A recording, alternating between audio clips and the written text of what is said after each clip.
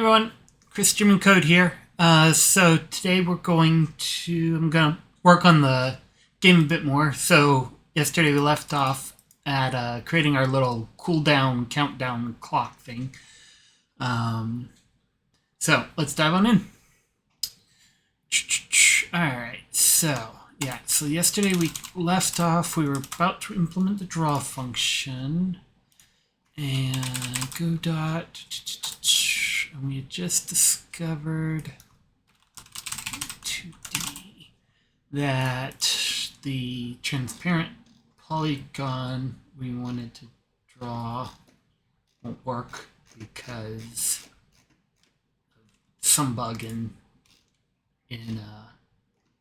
or some approach rather, and they recommend we use this add-on. And then we were about to dive into this. All right, higher quality, more portable anti-alias line 2D. Okay, only contains the add-on. Okay, so let's go ahead. Let's go find this in the asset lib.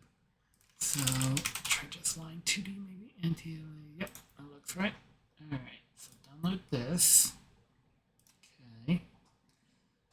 Alrighty, let's start. Since we're using it. Okay, and let's go check out their demo, how to use this. Alright. Let's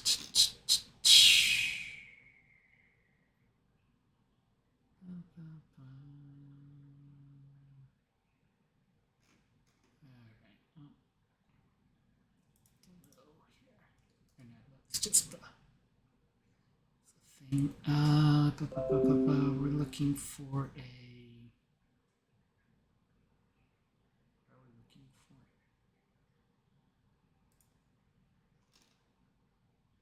Oh, do we have to add a component?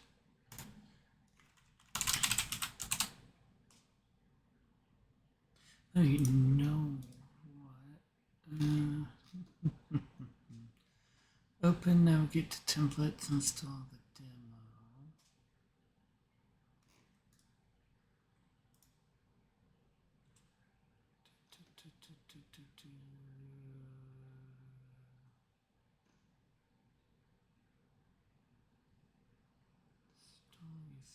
Enabling the plugin, add an anti-alias. Oh, did we enable it? We need to go do that. Plugins. Okay. Add an anti-alias line. Oops.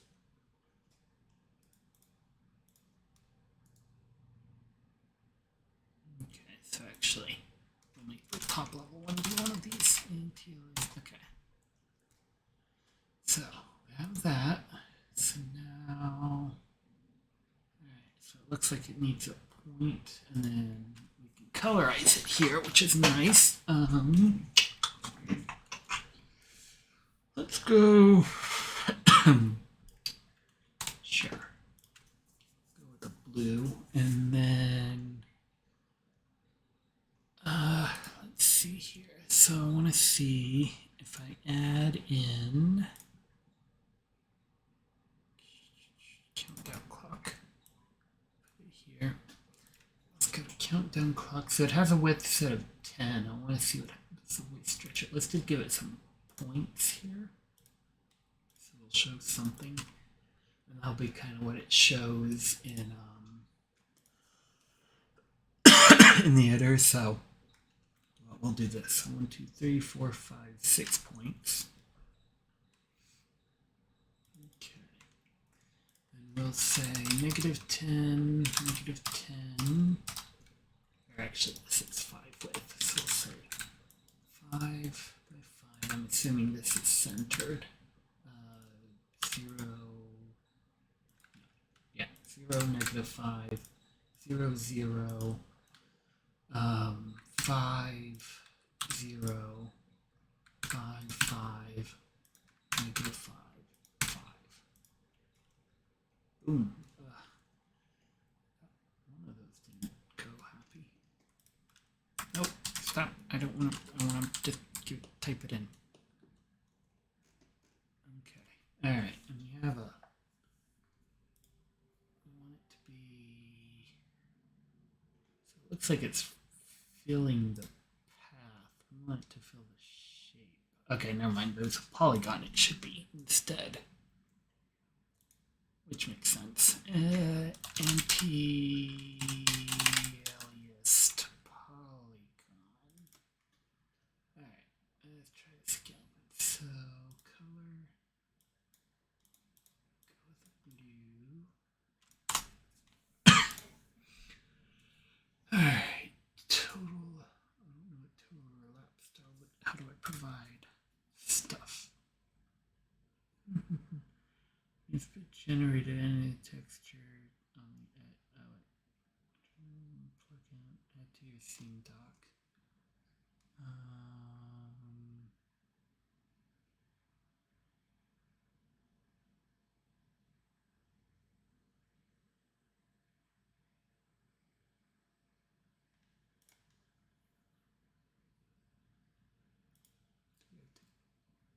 Skeleton. Right. I guess it gets used the same as we did do the anti-aliased one, right? Check. No, we didn't. We missed it. There we go. No. Stop. I don't want to do point entry that way. Alright. Wait, we're still not an anti-aliased. What? Anti-aliased polygon 2D.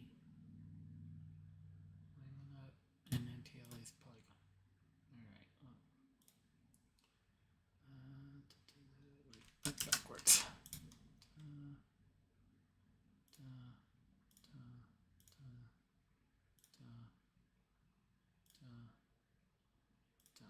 Alright. Now where do those points live? Data? Alright, let's click off it on.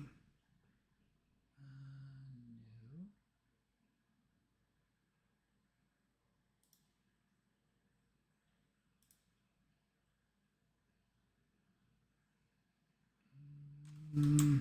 Sure it doesn't live there?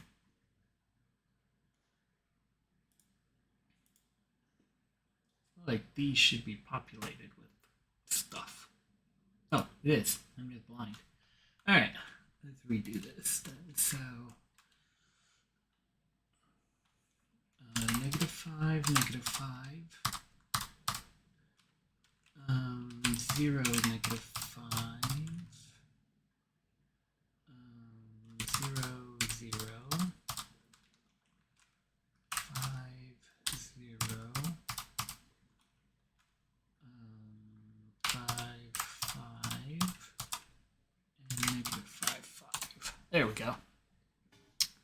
Okay, so there's our shape. Now we put it over here, and actually it should be at the bottom. Okay, and we want it to set its position. What did we do? 500 by 250. Here, 500 by 250. Okay, and it's obviously too small, so we'll scale it up. Oh, that looks like I grabbed just 1 point. There we go. Okay.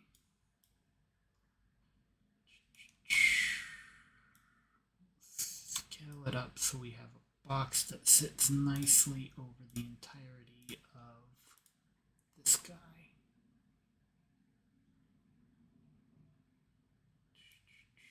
Actually, I wonder, can we, to help make this a little less manual, can we use a center container, dump all of this stuff in it, and then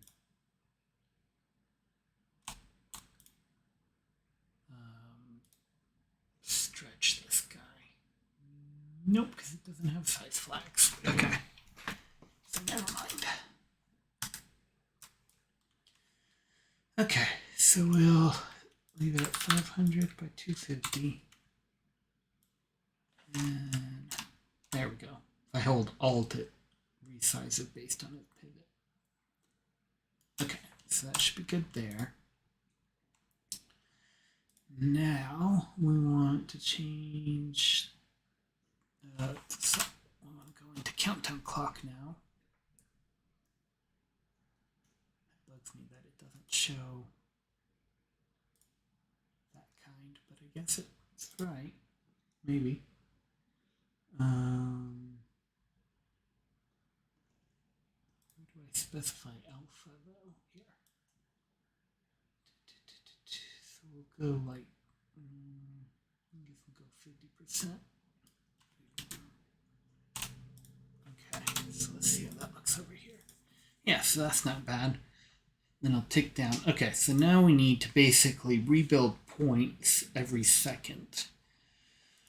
All right, so in here, we'll do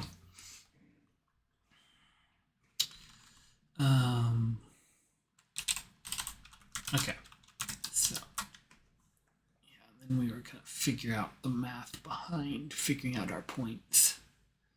So let's go to Photoshop.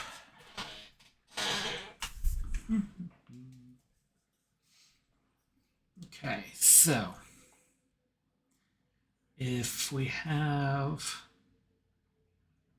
all right, so this one will always be 0, 0, no matter what. So we can start there. So then, so we're going to have it start from the top, just like a clock, because that's where a clock would start. And then, but really 0 degrees is right here. So and then the number of degrees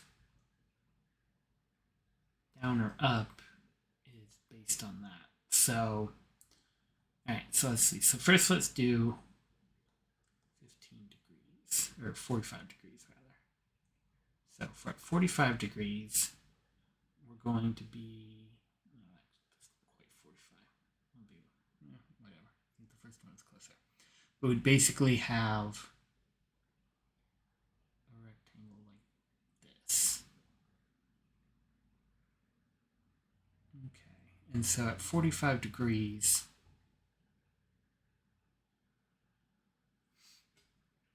this point, all right, so we're going to say just like I did with the example, so -5, 5, and -5, 5. So this point would be 5, -5. Okay, so, and our angle is 45 degrees. So getting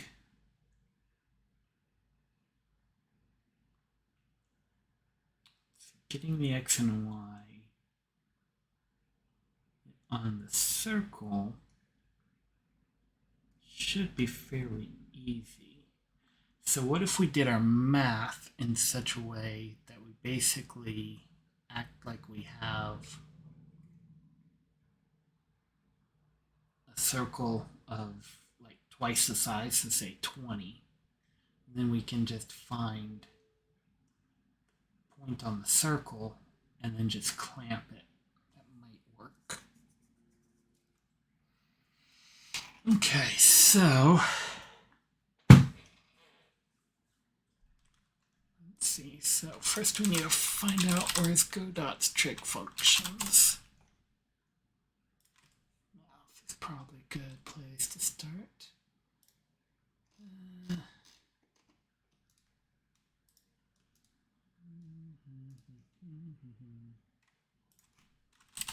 Trig functions.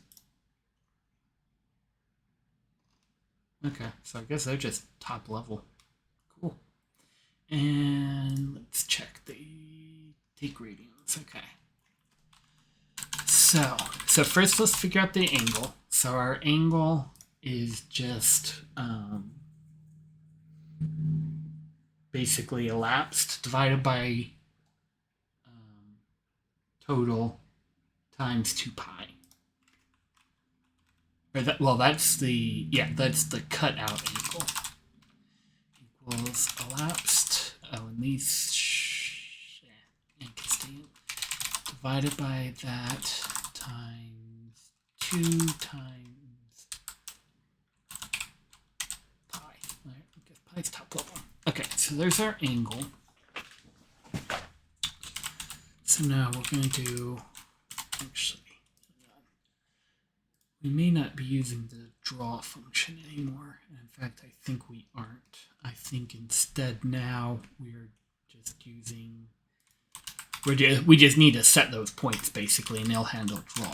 So we'll call it update points.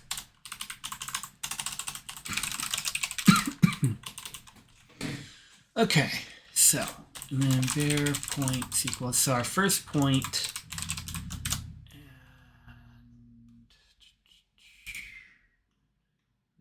pool vector to array. So is that special than, or different than a normal vector? Pool vector to array. Optimize does not fragment the memory. This type is passed by value and not, oh, that's interesting. It's passed by value and not by reference.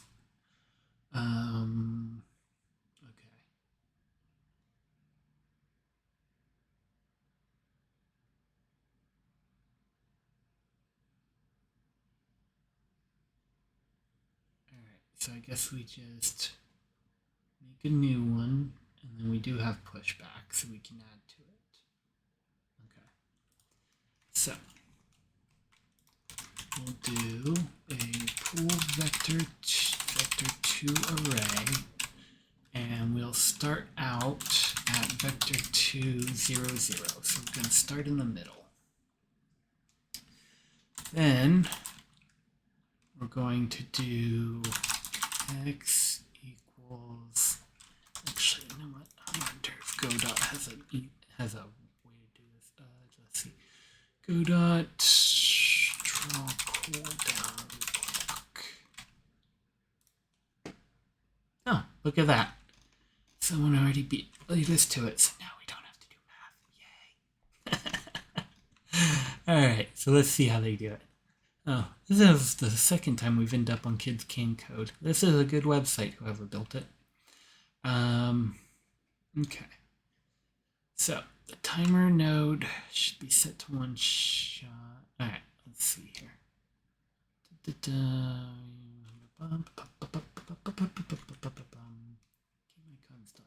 not heard of that one. It's D. Huh.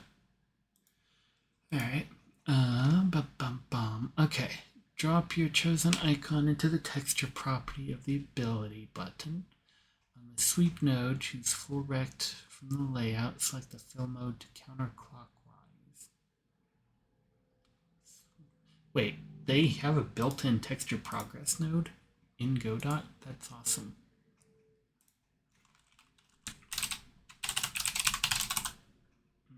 Oh, look at that. That is awesome. Okay, so we're actually going to go disable this plugin and delete it. Not because it's not a good plugin, just we don't need it, and it's good to clean up things. If we do need it in the future, we can always add it back. Okay, and we can get rid of... Actually, we won't... Well, let's see. Okay, so we're going to set this then. Fill mode, we're going to do... counterclockwise, yeah, because I guess we're going to run it backwards essentially to get it to, yeah, that would make sense. All right, on the sweep node, choose full rect from the layout menu.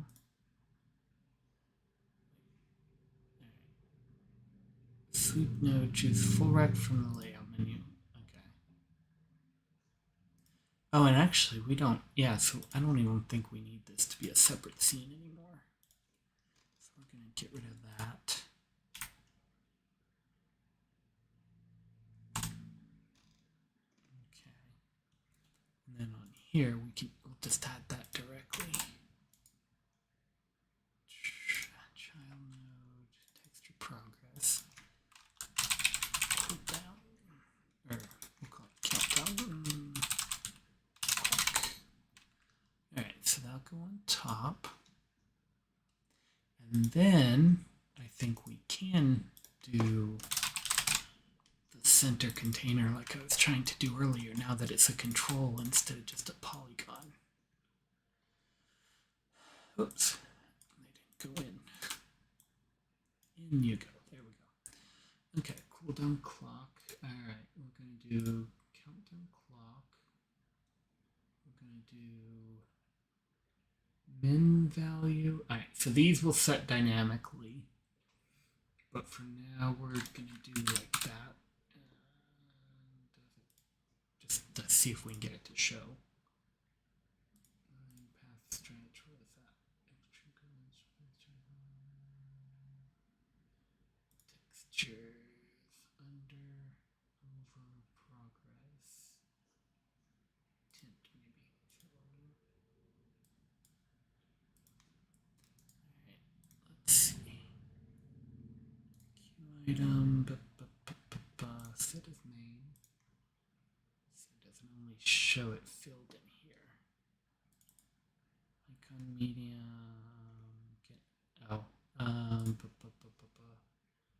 Okay, so let's stop that for a second. So this guy we need to set to an item.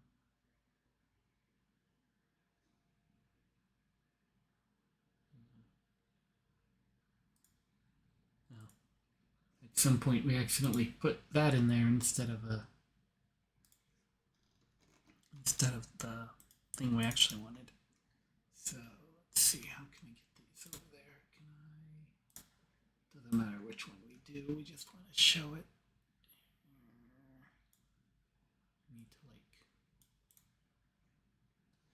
yeah, I wish they had like a thing that let me like grab it from other things.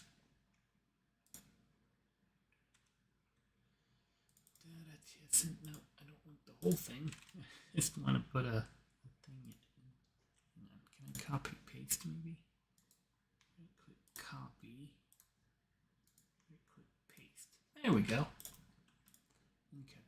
So now let's play. Alright. Set index texture on base null instance with value of stream texture.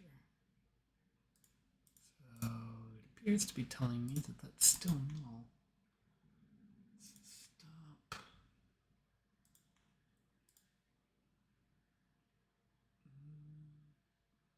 Should be fine. Alright, so let's do this. Play it. Alright, so set a breakpoint so we can see what we have going on.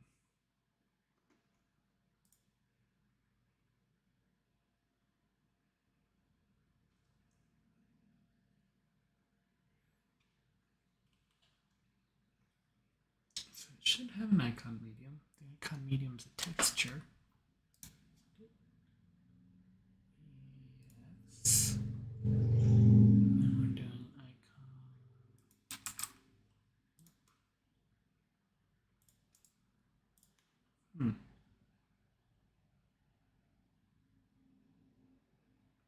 Oh wait, no. It's the same. This is a script variable. Equals param.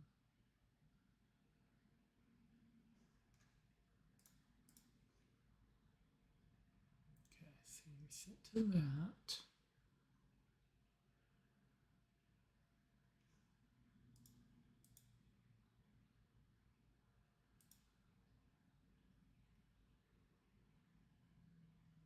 Somehow then this one is not.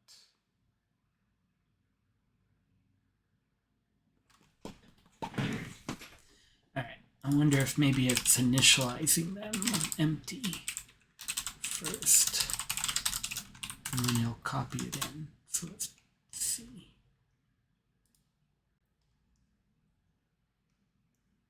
Oh, move that breakpoint. Stop blowing up. Wait, invalid set index texture. Oh wait, it's saying icon. Oh. Saying icon's empty. Center container / icon.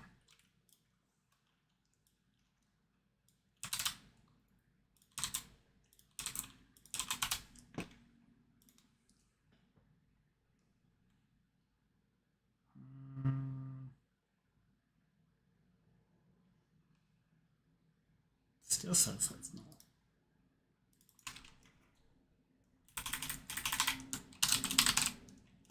Container icon.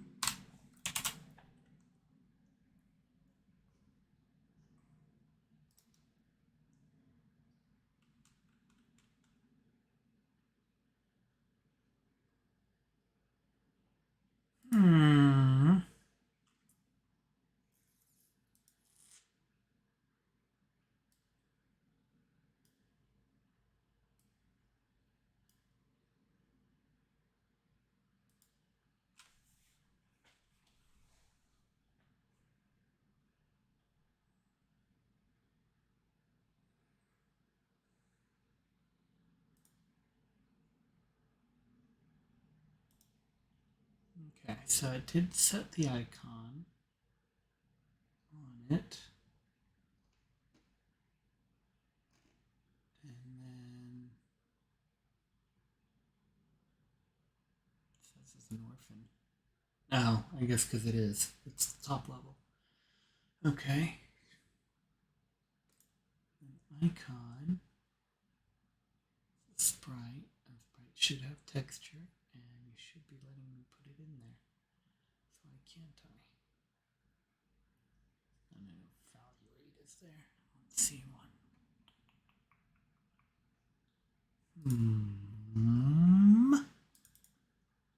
All right.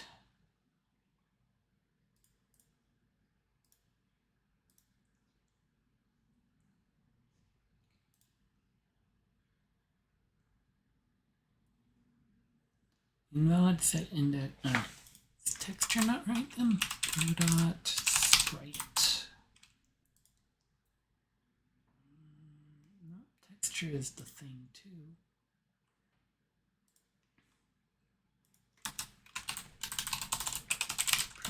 Item.icon medium type of. I don't know if this will say texture. If it's just going to say object, probably just say object. No, it said stream texture. Oh, no, it said 17 for typo. That's weird. But anyways, this is stream texture. Can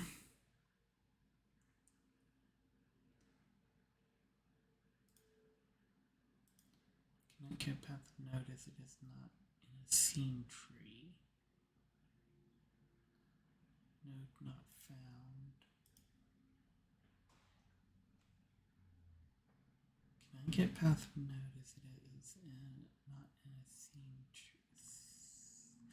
Oh, yeah, so it probably is initializing it before it's actually ready. Okay, so we'll do if.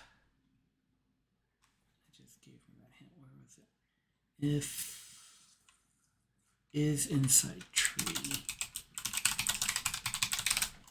and we'll set that. But otherwise, we need to do it up here. So the second one will do runtime changes. This one will do main change. If icon and our item and item.icon medium. I'm gonna try to do that. Okay, and we don't need update clock anymore because we're going to. Oh, wait, yes, we do, because update clock is where we feed the values in from the item. There we go. Okay. So got that. Oh, that other one flew off into the sun, the label. Okay, so you're not set where we want. We want you. Actually, better yet, set all these guys relative to that one. And we set U. Let's see, so. Oh, so apparently these guys can't be controlled by a center box either, so never mind on the center box. That's a shame, but it is what it is. It's not the end of the world. Okay. And then countdown clock. How do I get you to show things? Oh, wait, step its size. That's how many it moves. Each value is what I wanted to change. And it still doesn't show me anything. Oh, wait. Yes, it does. It's really little bitty tiny. Okay. So let's I guess we'll just stretch it to fit. I'm gonna keep it nice and square. Whoop, nope. And set its position. To 500. Oh wait, yeah. Can't do that. Okay. Set all their positions to 500, 250. That one, nope, that one's the one it doesn't like doing. Or that one, okay. So transform 500, 250. Alright, quantity. Just manually place. And let's make sure it's text line right. That way, if the number gets bigger, it goes this way. Goes to the left instead of the right. And also let's set a grow direction there. Grow the beginning. Okay. And then okay, and now this one we want to position 500, 250. Oh, it's growing from the middle. Wait, isn't we control its center?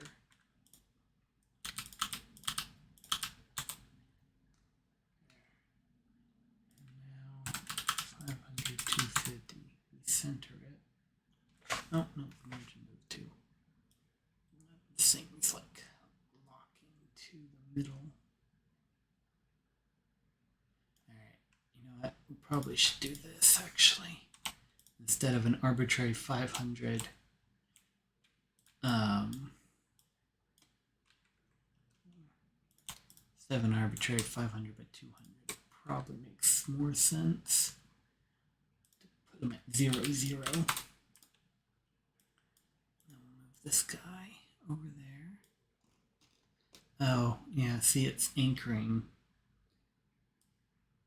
to the center, which now kind of makes sense. Okay. All right, and then this guy position 0, 0. Okay. Set all of its margins to 0. Nope.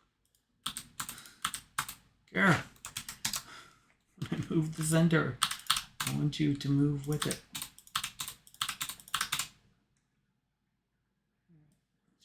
Nope. Move you. Move its anchor. Or, oh, maybe that is what I need to do. 0, 0. Okay. There. Jeez. That was effort. Alright, and now. Nope. That's what I need. Can't grab the right one. Alright, now. Ooh, too big. Ah. Grow it to the appropriate size so that it basically encompasses our whole image. Okay. Now, I probably should have done a square image for the background bit so we'd have a perfect image to line up on, but that seems good enough. Okay. So now this page is mainly for scroll bars map value. Oh, this is just no, that should be right. Radial fill. Okay, clockwise, initial angle, fill degrees.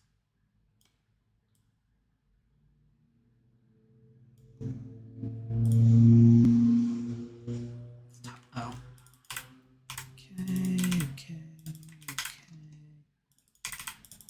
Okay. Alright, refresh. Alright, well. Yes, putting it all at 0, 0. Okay. Let's do this. Let's put it in just another node 2D. Now, actually, can I just move? Can I move the root?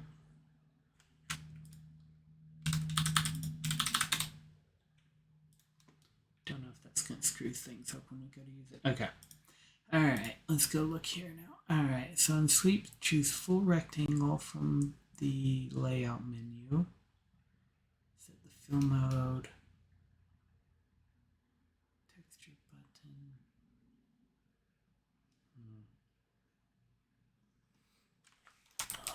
Let's see something real quick. Godot, sprite that can be controlled.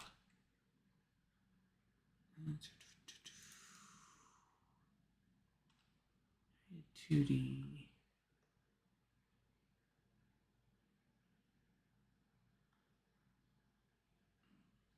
Maybe that's what we could do. It'd be nice if...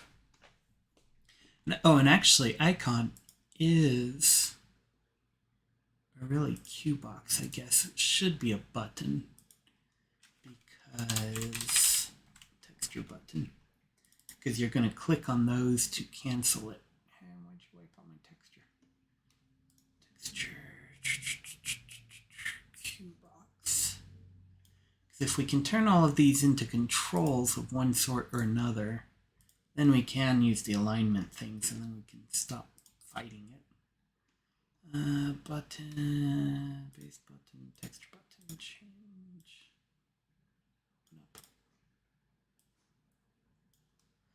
Okay, and then this guy, so I wonder if we do just subchild it like that guy mentioned to a control. Can we start controlling the icon how we want?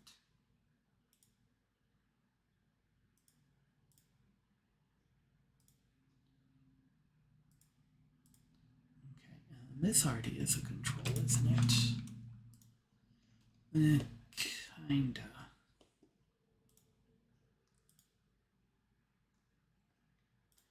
Except really, instead of a countdown, so what do they do here? Save the texture button as the root. The catch is we would have two roots in that case. Or, actually, wait, we can just use disabled and have one of them. And we'll just disable it, which is nice. And then let's actually make this the root. Make C root. Nice. Okay, and then we'll do that. We don't need that canvas element anymore. Okay, and we'll do full rectangle. Maybe. And we'll do center, just straight up center. What is that? Oh, that's the image itself. Let's just do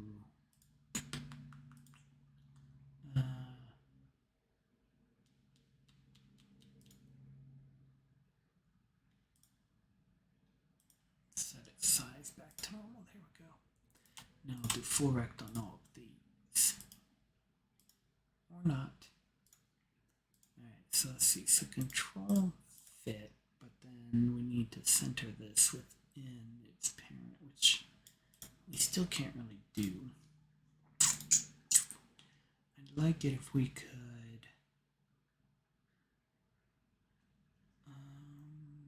go dots, align sprite with control.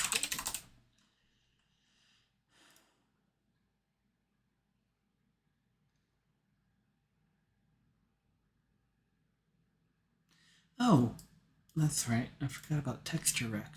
I think we can do that instead of the icon. Texture control for drawing textures. That should work. And then we'll just slap something on for now. Medium. No. Yes. There we go. Now we're getting. Oh wait, except we want to actually use this guy.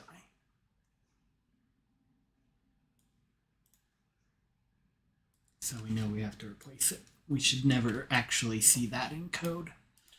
Okay, there. So now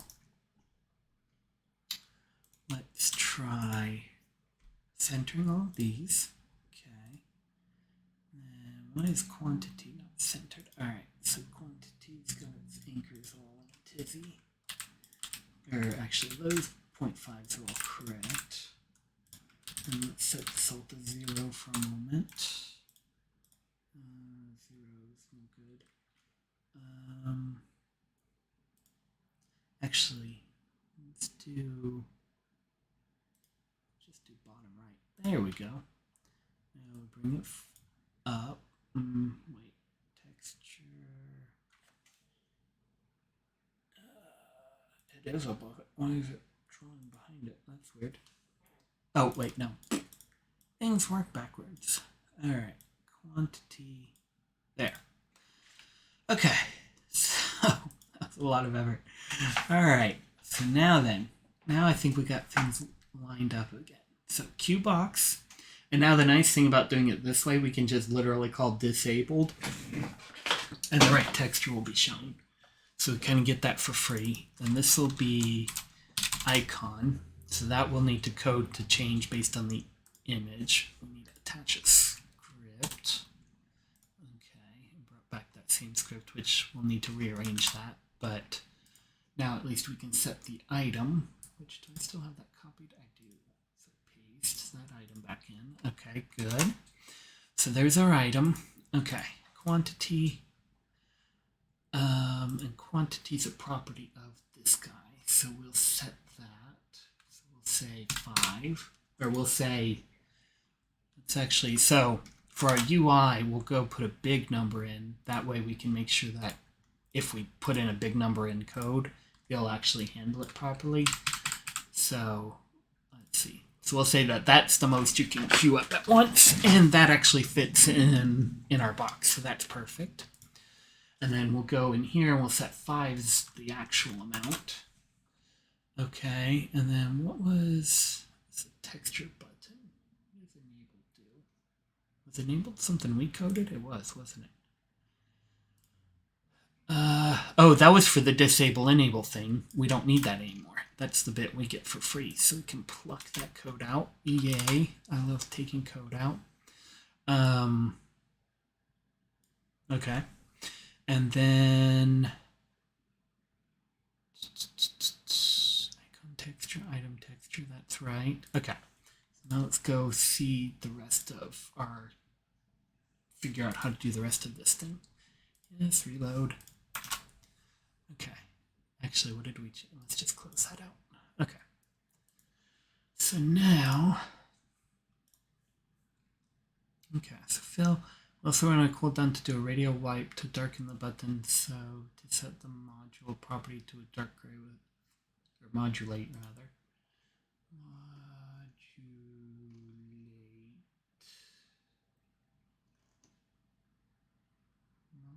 Modulate, where are you? I'm not seeing a modulate. So set to a dark gray with some transparency.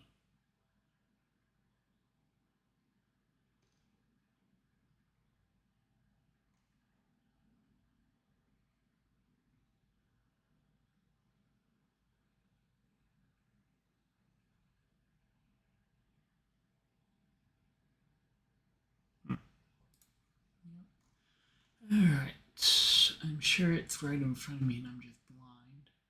Maybe it's textures. Alright, let's just Google Godot. What is that thing called? A texture progress. Let's see if we can find just a straight up tutorial for how to use it.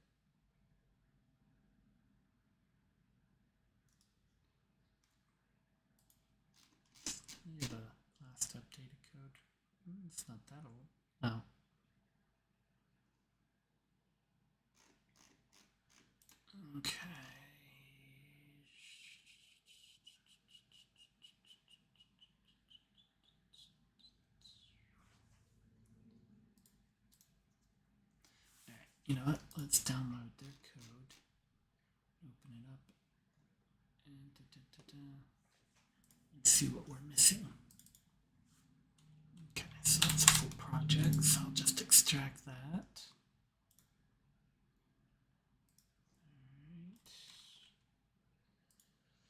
Alright. I'll just click this to get a new instance of it. Import.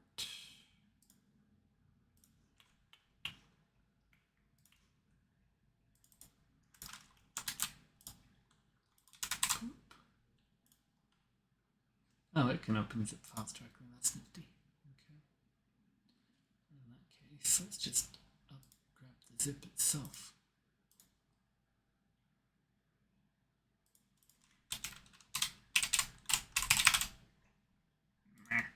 Make the folder then. We'll put it in our demos folder actually. Godot projects, demo. Alright. Open one.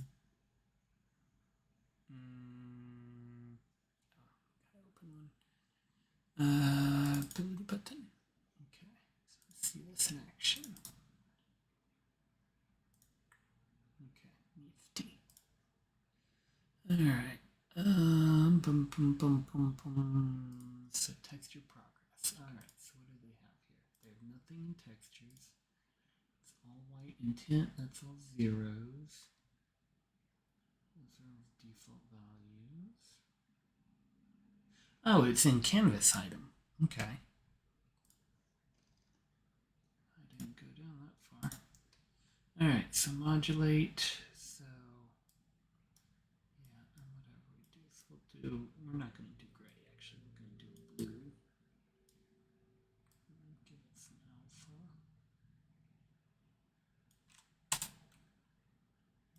Okay. Alright, visible. Okay, self-modulate, so that's white. No textures. All whites for the tint. That's what we got, okay. Oh yeah, we have to update this. Okay. Let's see. So this is now a texture button. Okay. That's good. Alright, maybe all that's good. Let's see what blows up. Nope, it's not. Alright, quantity text.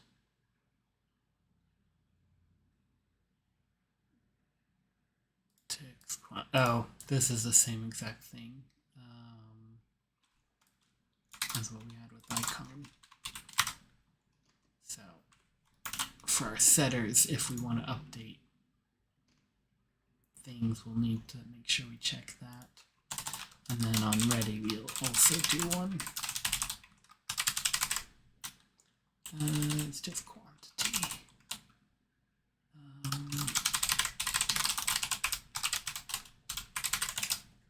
Okay.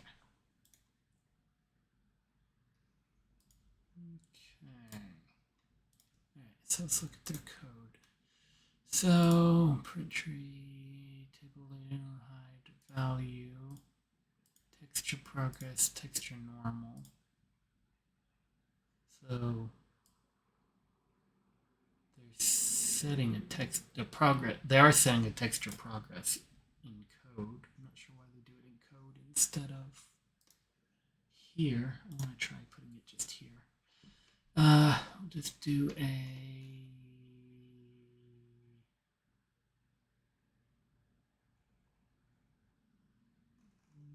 just a gradient texture. Just looking for just like a solid color texture, but okay. And then the gradient. We'll have a gradient just from white to white. No. Alright, delete two of those. And then actually delete three of those, and then it's one color. How do I change that color? Weird, I can change it in here, I guess. Alright, so here maybe, no,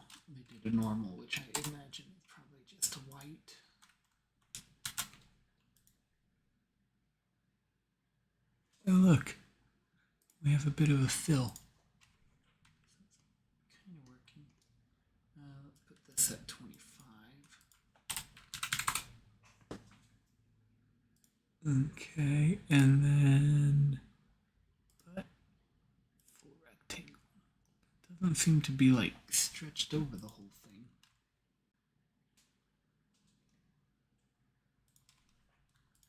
Wait, did we do counterclockwise?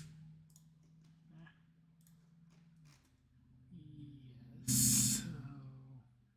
Oh, but I guess we are counting down, so 75 would make sense.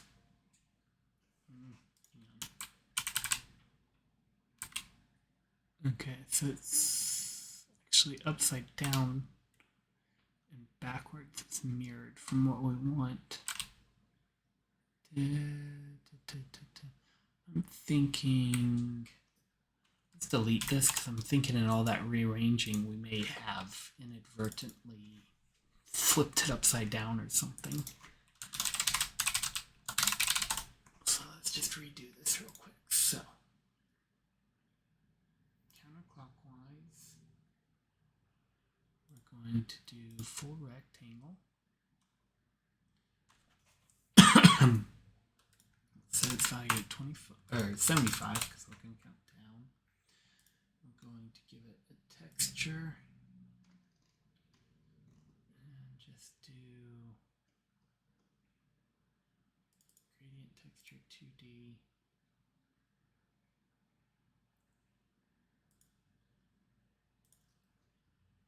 Gradient.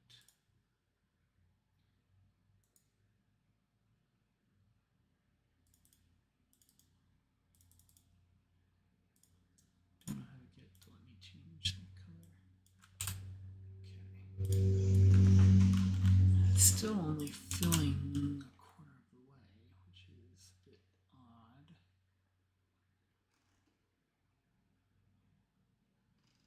Or wait, maybe that's not. Where's the value again?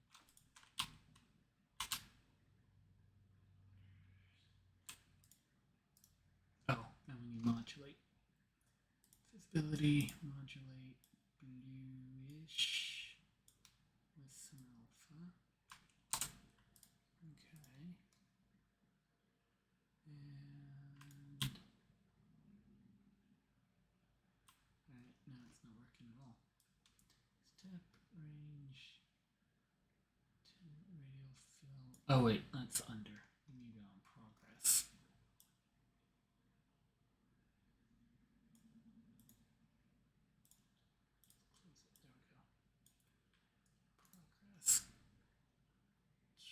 Cleared off that.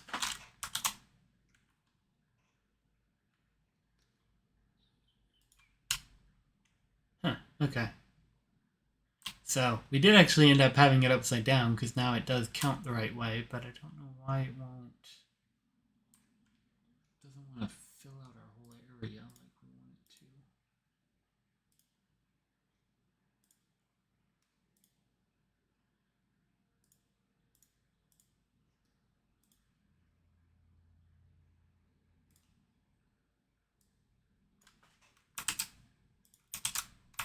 Undo. Okay. Size flags maybe? Nope, that doesn't help. Margin, grow direction, rectangle, size. I think that's the right size. Yep.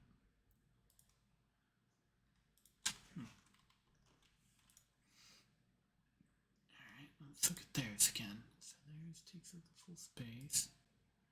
Okay. Although theirs is actually the size we're using. If we try to make it bigger, does it stay how it was? Yeah. Interesting. Okay, so I wonder if that's a coincidence or what. Let's see.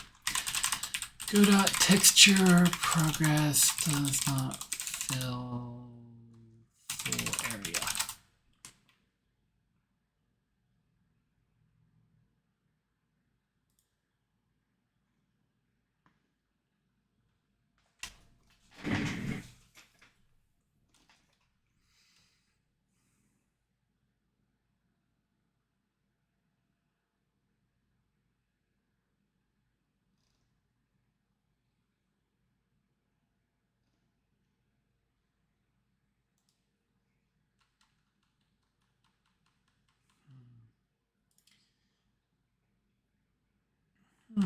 Okay, so how do we... This?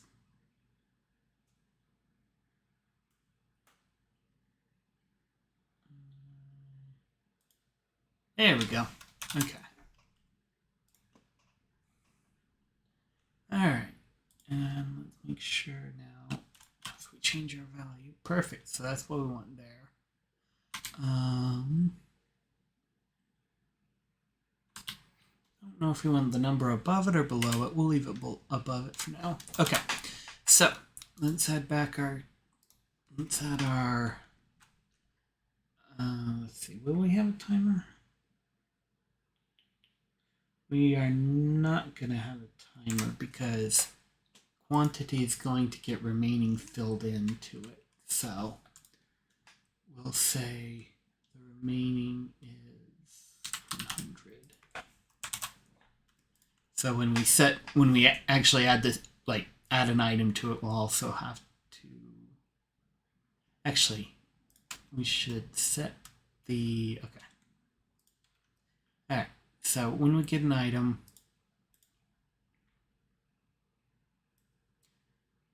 we should basically reset remaining as well. So new item goes in, we need to set the remaining equal to this item's difficulty. And it's actually difficulty times quantity. I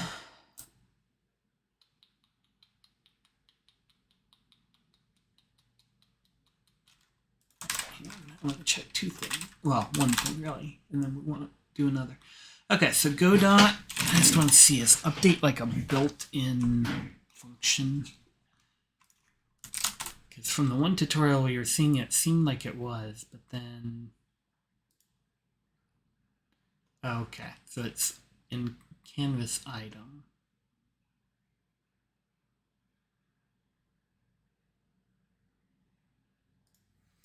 Okay, so, and we are in a canvas thing, so we won't use update.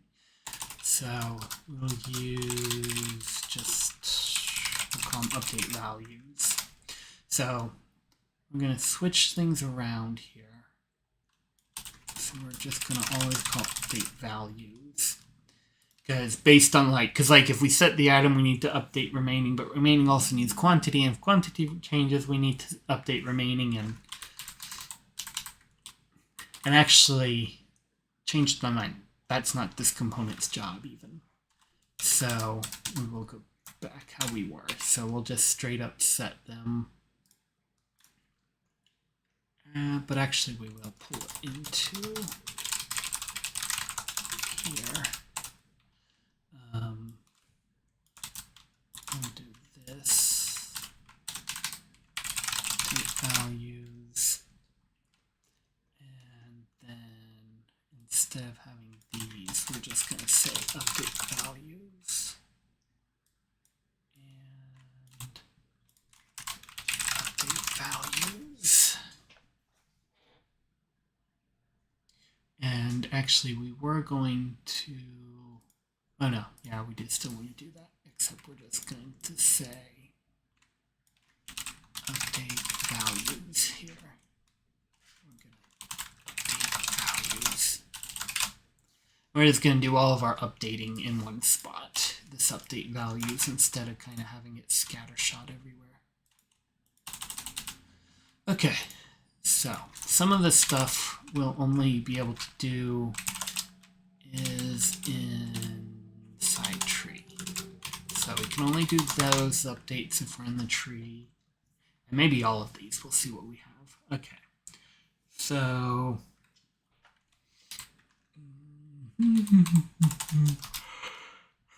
so, let's see. So update the quantity if we have that. The clock then needs to be if we have item and quantity.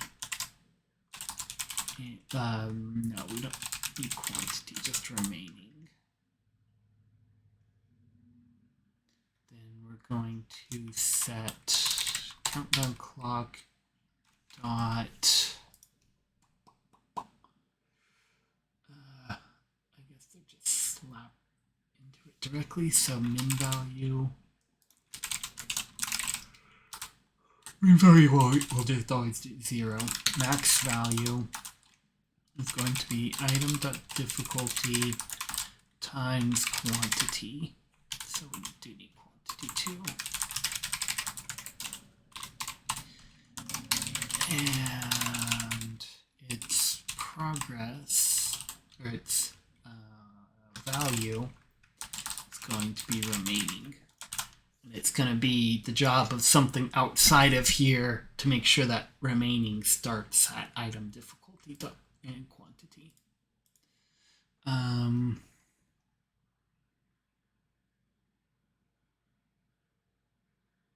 Okay, so actually that may be it then.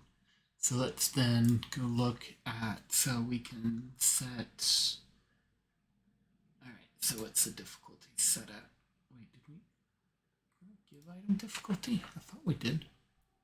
Oh no, difficulty lives on recipe, doesn't it?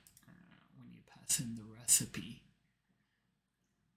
then instead of, yes.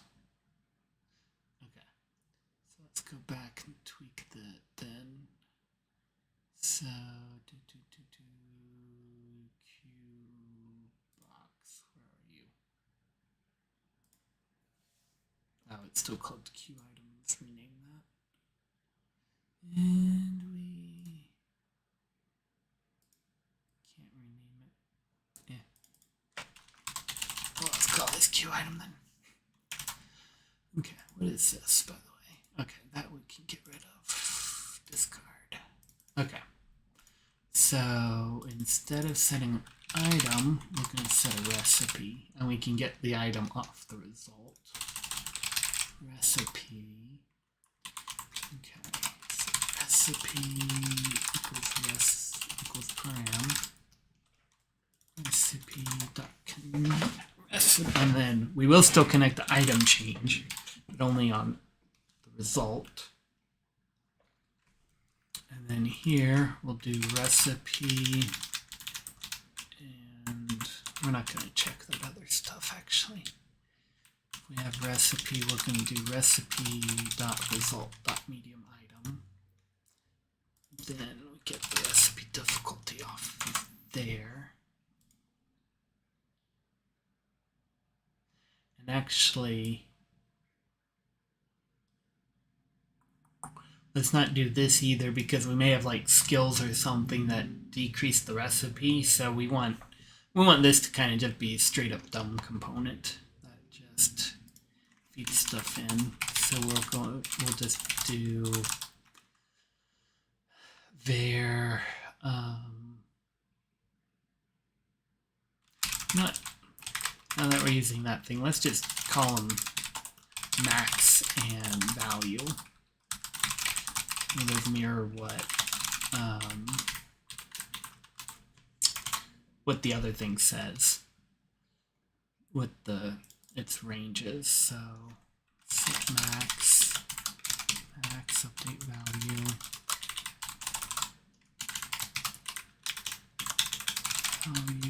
set value param update. And I don't like update values. Update nodes is better, because we're not updating any values, we're updating nodes.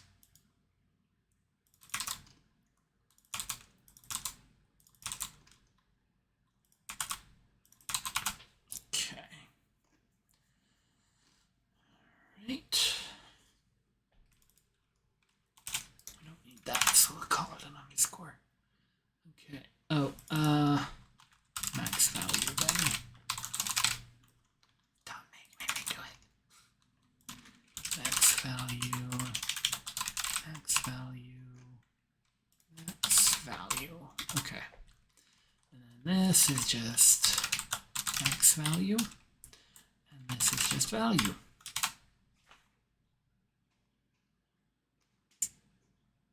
Still have issues? Yes. Oh, can't use underscore. Boo. Okay. Normally, come on. In a lot of languages, usually if you have like a parameter, and you have to have that parameter, but you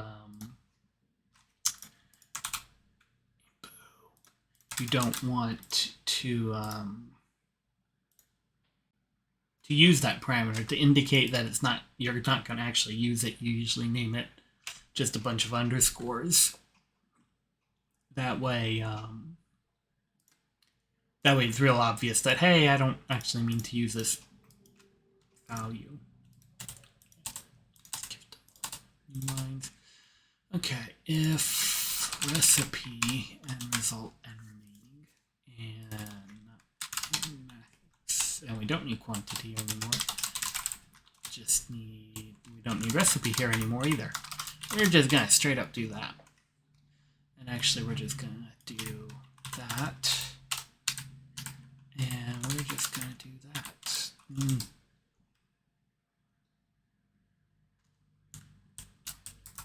No, we will do this one just because we won't always have a recipe.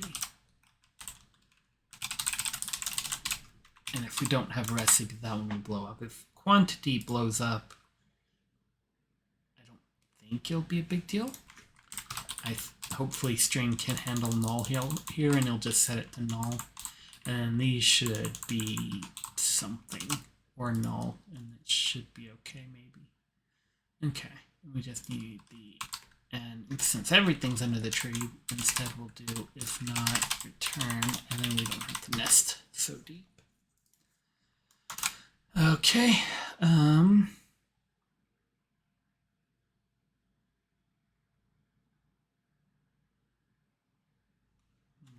We'll nest this real quick. We don't need new lines. Okay.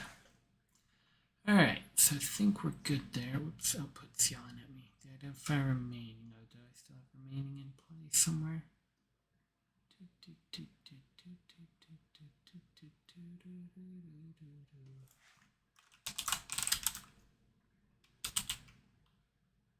No. The identify remaining isn't declared on the expected indent line 14. Oh, maybe that's old stuff. Alright, there we go. Cool. And then, yeah, so we're going to have something else feed us the info to tell us that we're there. Oh, and we should set max value 0 and value to 0 as well. And where are you grumpy now? Oh, do I do equals 0?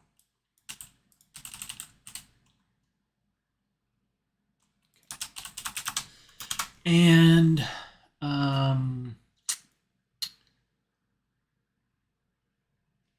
let's do here, we'll do set it to that if quantity is greater than or equal to 0, else we'll set it to an empty string. So, which is essentially hiding it. Okay.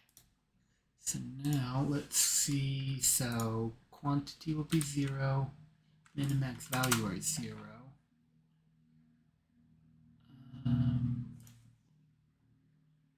so it still shows apparently when they're at that. Or, alright, so first actually let's test. Okay, so max value 105.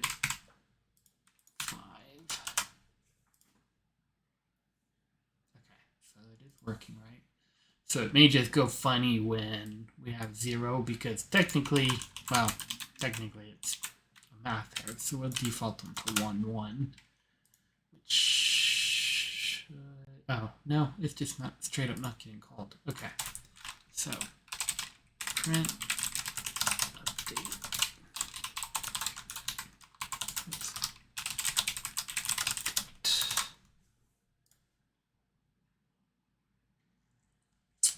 Okay, so it called update once.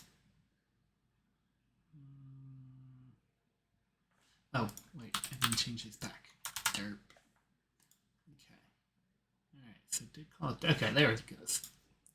And yeah, I think these can be 0, 0 still. Okay, there we go. Oh, I don't have a recipe in there. Okay, so I need to open up data. Go to recipes. Copy one. Copy. Paste. Okay. Save that. Try that again. Get nothing. Okay. So, you're set with a bad copy of icon. That's not great.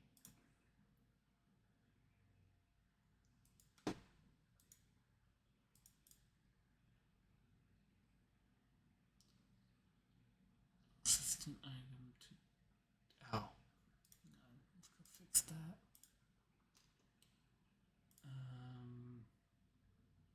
Item changed with a D. Okay. But then it also is still just not right. Where's our data editor not loading?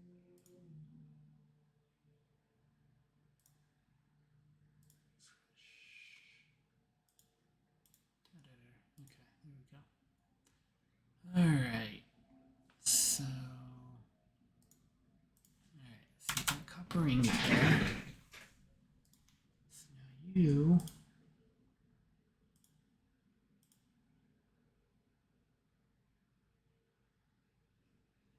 With one that doesn't have stuff, but it does have stuff.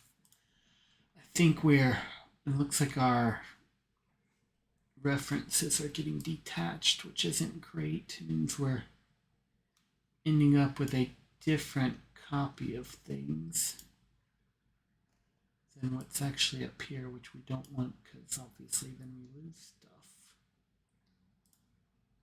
So we still have some finagling to do with our data stuff.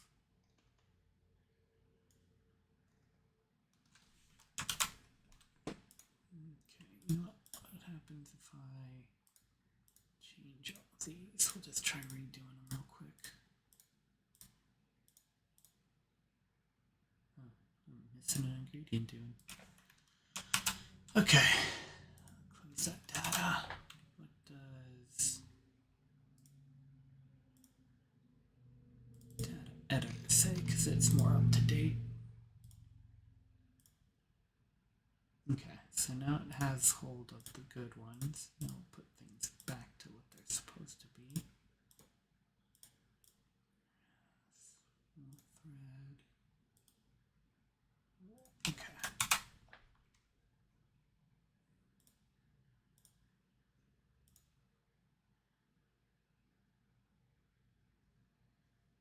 Okay, so it should be good there. So now if we go here, actually this will be a test. Did it? Yeah, so I ended up with a new copy of this resource too. I don't want them to all be the same copy, not different copies. Nope. I'll have to look into that a little more. Alright, it's at least fixed now. Okay, so there we go. Oh, except it's not supposed to show up if it's 0. So, oh, I did greater than. And actually, we won't show an icon if we're just making 1 either. So we'll just say greater than 1. Okay, yay. Alright, so there we go. So now, let's go back to the workstation. Okay, so we're going to make the workstation UI, which actually means we're going to make a new scene. New scene. It's going to be a canvas layer. We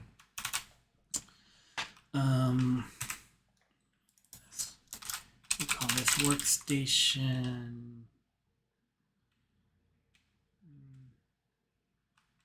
Workstation Q. Okay. All right. So this is now the So we click this button and we're going to get this popping up. So we'll go ahead and hook that up actually. So let's go make a background real quick. So we'll put it in, yeah, well, let's check it in here. All right, so let's make like a, I don't know, maybe like a page or scroll or book looking thing. So kind of a yellowy brown color. Something like that. All right. Make a new layer.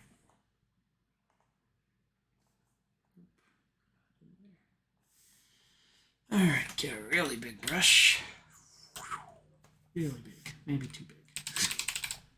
All right, let's go. And, or wait, we said we would do a scroll. Nope, whatever button I hit was nope. All right, and actually let's do black.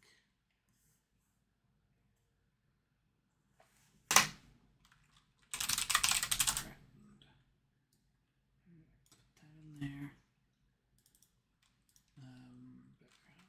Background.png.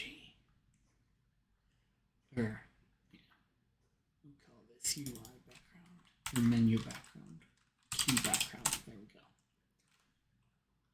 And no, we'll call it menu background because I never use this. Okay, and now get back down. All right, so let's do like a book. So we'll say here's the back of the book, and then we'll do like half a book, so just one side of it. And then what we got pages.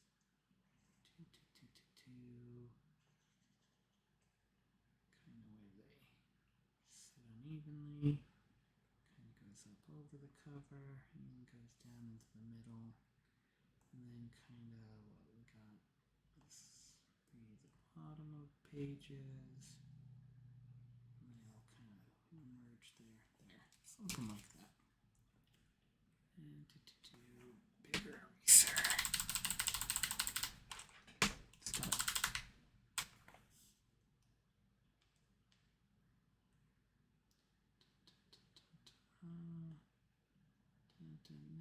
Erase my outline.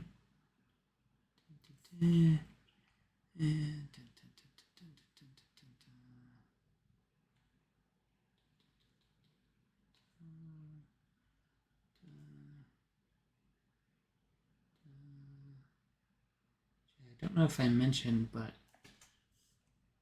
looks like the artist I was trying. Oh, thank you, True and Hero. Looks like the artist I was trying to get to work with me is probably going to work with me. So yay! We're still hashing out some final details, but hopefully he's on board. So that'll be cool. So hopefully I'll get to stop making random high quality graphics and start using some that are actually high quality made by him. So that's exciting. So, but until then, I'm going to keep making my trademark high quality graphics and that look like a kid drew them with a crayon. Alright, so I'm just going to go fill in this back cover. But yeah, see, this is one of the nice things, though, about being able to create your menus with a UI instead of in pure code. Because if you were doing it in pure code, you'd have to kind of calculate every little single number and stuff. And so if the image wasn't like the exact specification, like the exact same size with like the same exact space to put items and whatnot, it would be a huge pain to swap out an image like this. But because we are using a visual editor, it's actually pretty easy to swap out an image and rearrange things. You literally just drag them around. So it makes it a lot easier to use these dummy graphics in the beginning for early development, so I can progress with code stuff. And then once the real images get developed, I can then just swap them out, and then I may just have to rearrange things. But as long as we kind of keep the same basic structures, everything just kind of works after about 5-10 minutes of fiddling with dragging things around. So pretty nice. All right, once I get this traced, I can just use fill. All right, fill, and clean this up because I didn't use a hard brush.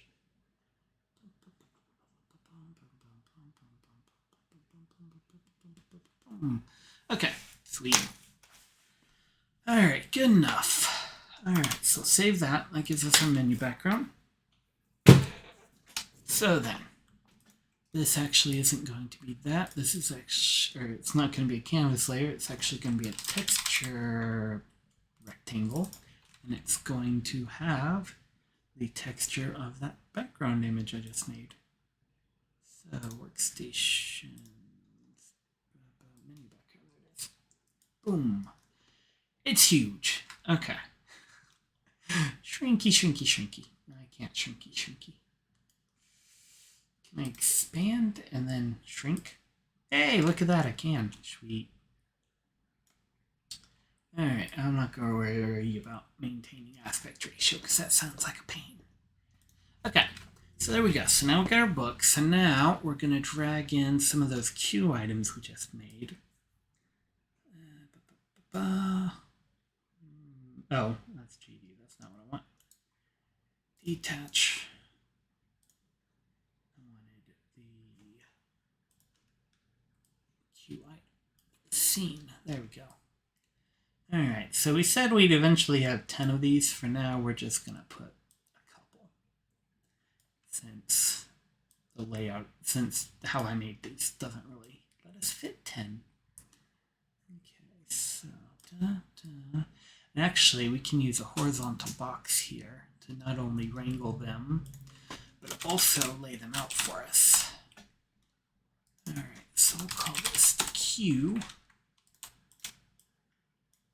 Okay, and then the box will lay out bottom wide. And then we're going to just move it up and move it over so it fits in our book. Shrink it down so it also fits in our book that way. All right, and we'll go ahead and we'll just make a couple more of these. There we go. So we've got 5 of them, not bad. Actually, these can be absolutely huge. Kinda, yeah.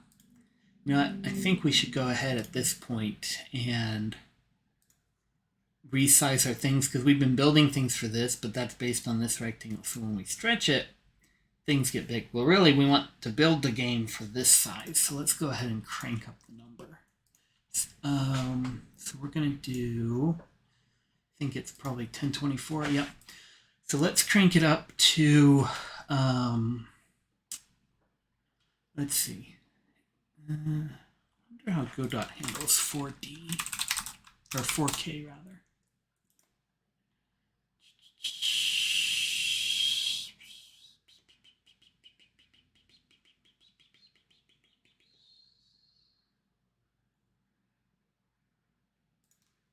This is what we're wondering about.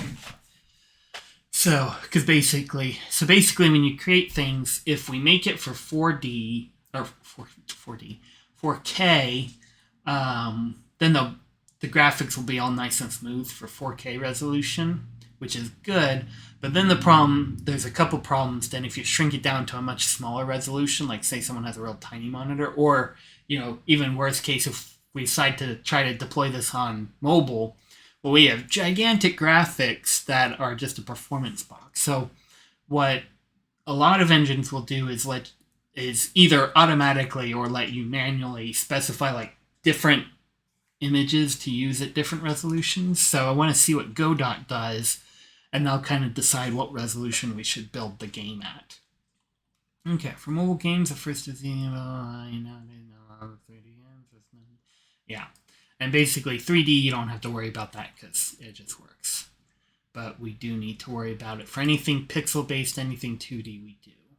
Okay, So the most common approach is to use a single base resolution and then fit into everything else. This resolution is how most players expect to play the game on the hardware. For mobile, Google shows most common. Oh, that's good to know. That's what I figured, but it's nice to actually know. Okay, so base size window. Yeah, so that's the value we're about to change. However, what it does is not completely will not attempt to switch the monitor to this resolution. Rather, think of this as, yeah, it's often a need to support devices with screen and windows that are different from this base Godot in many ways. Okay. Resetting. There are several types of devices with several blah blah blah. And this is also where the whole anchoring thing comes into play, because the anchors will take care of that as well. It'll like if I say it's like top left, it'll keep it anchored to the top left, even if I should stretch the screen, or bottom right, or whatever it may be. Okay, so resizing. Stretch settings are located in project settings and provide several options. Stretch mode settings define how the base size is stretched to fit the resolution. Oh, did we set that to 2D? Because we should have. I don't think we did. We did. Yes. Okay. Base animation below use the animations below use the base size of 16.9 pixels to demonstrate the effect. Yeah, so they're okay. Stretch mode disables. We don't want that. We want. Alright, in this mode, the base size specified in width and height in the project settings is stretched to cover the whole screen, taking the aspect ratio setting into it. This means that everything is rendered directly at the target resolution. 3D is unaffected, while in 2D there is no one between spreads. Yeah. So, yeah, these artifacts are what we have to worry about, which is what I'm trying to find out how these guys deal with that. Okay, viewport. Viewport scaling means that the size of the root is set precisely to the base size specified. The scene is rendered to this viewport first. Finally, this viewport is scaled to fit the screen. Okay, interesting. So actually, that's kind of curious. How they called this one viewport. This would be good for pixel perfect graphics, but we're not doing pixel perfect graphics. This would be like if you're doing some like retro project. So we think we're good with 2D, but the question is, what resolution do we need to make things with? Okay. We definitely want keep aspect. Do we want keep aspect ratio? We may not want keep aspect ratio. We may. What is it set to by default? Probably keep. No, it's set to ignore. Okay. We'll actually keep that, and we'll just make sure we're anchored in such a way that things will look right once they're. Even if the aspect ratio changes. The trick with not keeping the aspect ratio is we have to make sure, though, that any backgrounds are actually bigger than the window. So basically, they need to essentially be square. Because if you have a square, any aspect ratio you possibly have, you can cut out of a square and not have any weird stuff. If we do any kind of rectangle, if say we had like a background like this, I'll use the crop tool to simulate an aspect ratio. Except I gotta clear it out so I can do my own. And say like then we do like a rectangle like this. So we could technically cut it out by then shrinking this way down, which doesn't really work well. Or we would just have no background in places, which also doesn't work really well. But if we design it in such a way that everything is perfectly, with backgrounds being square, then we can pretty much, and pretend that's a perfect square, then we can pretty much, we can accommodate an aspect ratio like that. We would cut out things on the left and right, and we'd have to make sure that things can fit in the crazy things, but it becomes much easier to get things good. So that's a consideration we'll have to make sure. And that really just applies to the background images. It doesn't apply to the things on them. Okay, so yeah, so we're going to do, what did I just say we're going to do? We're going to do ignore, which is that's the one we want. Or wait, is that, hang on. Ignore that. This means that the rhythm will be stretched to exactly. Actually, that's not what we want. We want. expand. That's what we want. Support both similar scale. Okay. Alright, for instance, if you wish to assign as a base of yeah, and that's actually a pretty good idea. But the question is what scale we're going to do.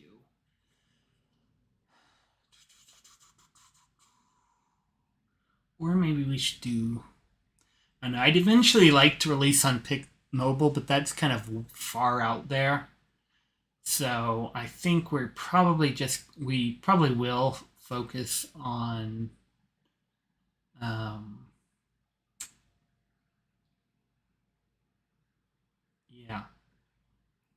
on desktop resolution. So we'll go either 16:9 or 16:9 or 16:10. Now the question is, do we want to go 1920? So we have pros and cons here. 1920, 1080, that's the most common. But even my monitor, it's not, this monitor isn't 4K, it's whatever the heck's in the middle. I forget what they call it. But it's 10 or 2 whatever it is by something. So it's the resolution basically in between these two. So even this would stretch on mine. If we go 4K, we can make nice graphics for 4K users. But then if you're on a potato, you may struggle to run the game, which isn't great because this game should be able to run on a potato. So what's this? Note that this will make non-migraine on the low resolution, so make sure to follow. Okay, so let's see what this is, because this is reducing aliases and downsampling. If the game has very high base resolution, aliasing may appear when downsampling. To resolve this, you can enable MIP maps on all 2D textures. However, enabling MIP maps will increase memory usage, which may be problematic on low-end mobile devices. What about low-end computers? Usually even a low-end computer is better than even kind of a mid-level mobile device. So I think we're going to go... I think we are going to go 4K, and we'll enable MIP mapping, MIP maps, at least on the backgrounds. And if we need to, we may do some manual interventions, like create our own smaller, lower resolution images and swap them out dynamically. Recommend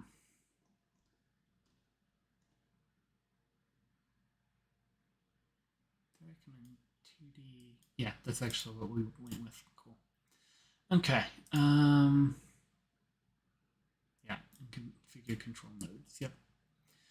Okay. If you have a display. Okay. Yeah, we'll go with that. And we will... Okay, so we are going to go... And actually, here's what we'll do. We'll set these to these values. This is the base values stuff. This is where the base value goes, right?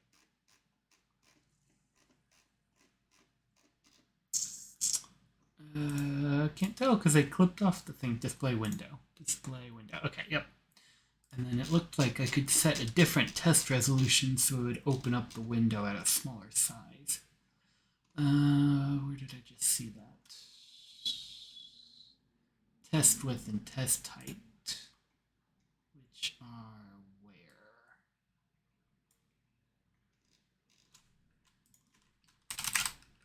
There. Okay, we'll set these to 1920 by 1080. So as we develop the game, we'll keep seeing it at the smaller resolution. So if there's anything that's really egregious, we'll notice that while we're testing. And so even on mine now, I don't have, this monitor isn't 4K. I need to get my 4K monitor back out. Okay.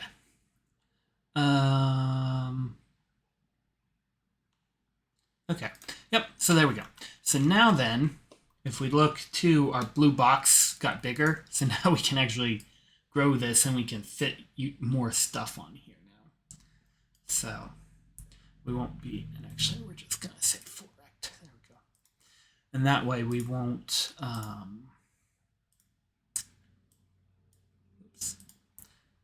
be fighting to squeeze UI stuff in. Okay, so now let's see, how big are those? Are those a good size? Whoops, set this guy to the main.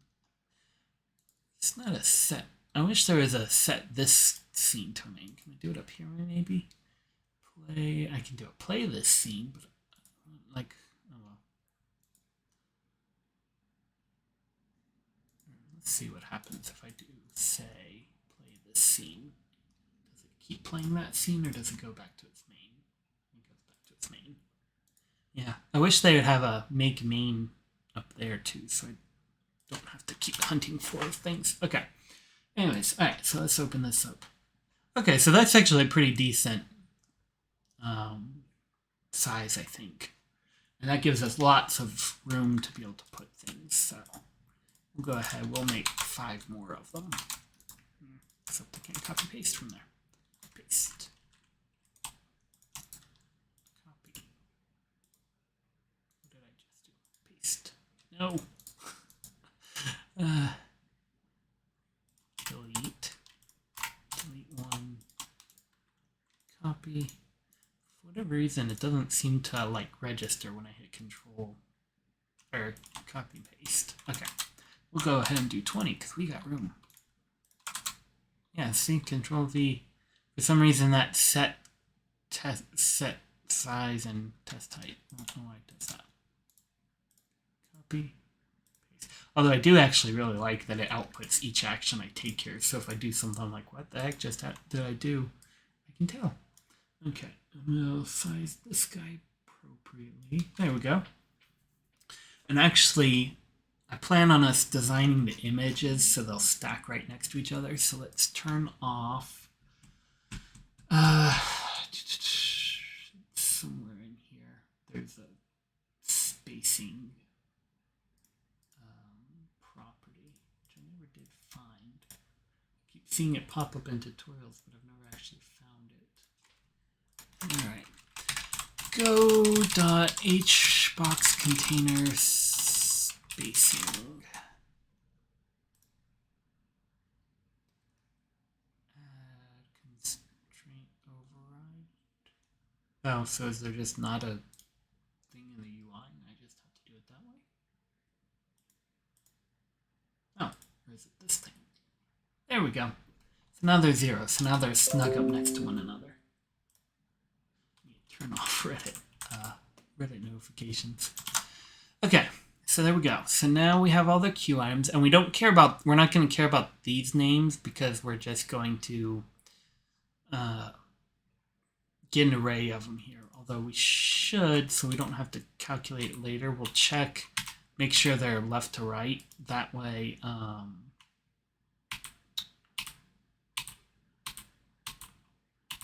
we can just kind of go down the array when we deal with them. And we don't have to like sort it at runtime or something. Okay. Looks good. Alright, so we got that. So now what we want to do then is we're going to list out all of our recipes in here that we have.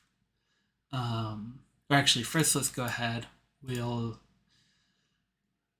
going to programmatically disable the ones we don't have access to. So let's go ahead and create a player data class. Whoop, not add favorites. New script player.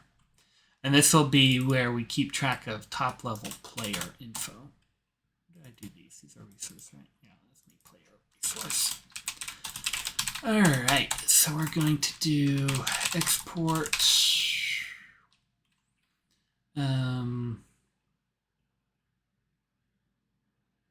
Actually, we're not going to export. So player will get, or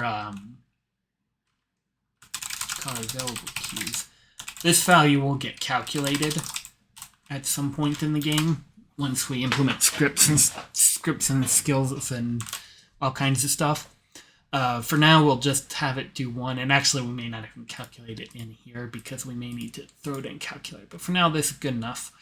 And I'm going to chuck a player onto the data set.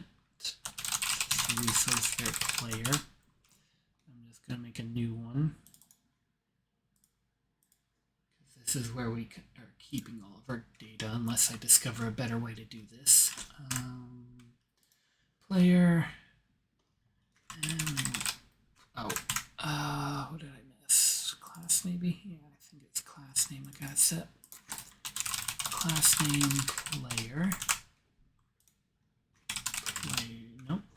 What else am I missing? Extend resource. That was all it took. Do I have to click off and back on maybe? New. Because item shows up in here. That's weird.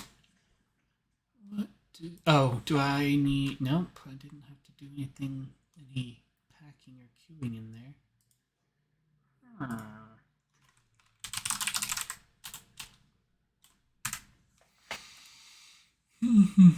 Do they have to have at least one variable maybe?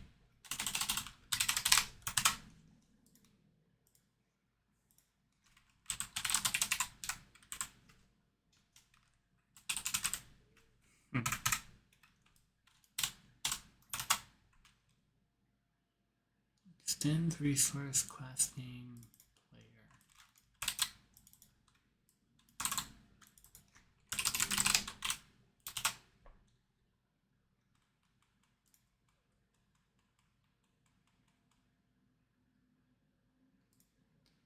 Trying to think. I don't think I did anything else to make those appear.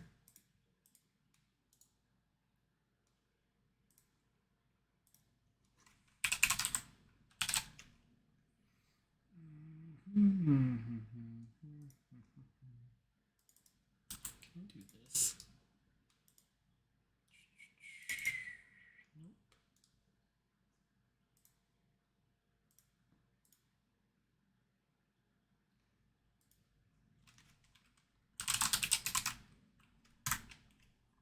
I'm forgetting. Just close and reopen that real quick. Nope, still doesn't show. Okay. Godot create custom resource. What am I forgetting?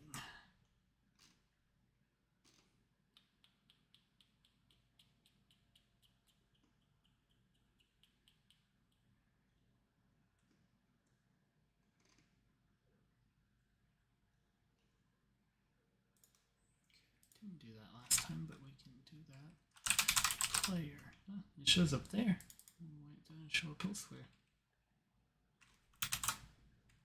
Actually, you know what? That's not a bad idea to save player as its own thing.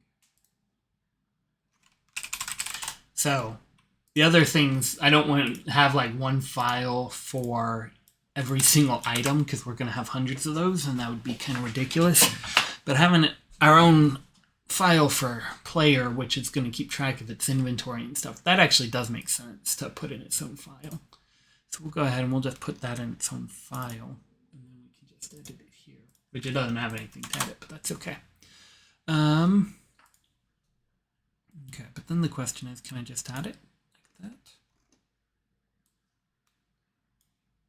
No, I would have to then still have a thing. No, in data is not where I want to put it. Okay, workstation. All right, queue.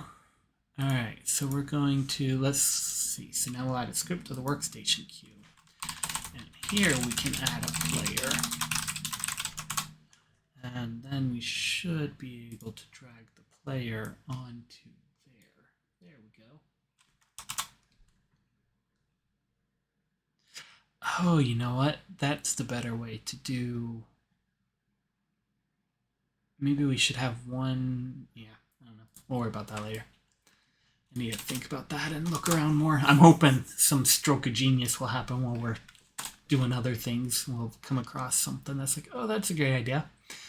Okay, so we got the player there.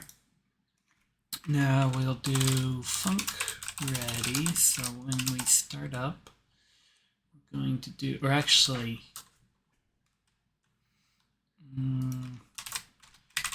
Godot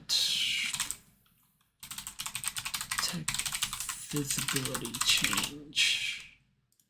All right, that's that visibility notifier. Text when it is visible on the screen. It also notifies when its bounding rectangle enters or exits the screen. So that's what we want. So it's had a visibility notifier because we want to update that every time they open the screen, not just once on ready. So then we'll hook up the signal. Now we have to do a separate one for both either of those. I wonder if the scene entered also fire for the camera.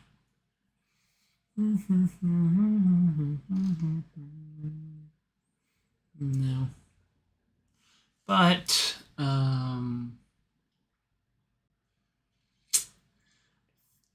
this one's not going to be behind the camera, so we can just do screen entered. Because the camera, and actually we can go set that up now that we have the book. So let's pop over to, not that, to our workshop.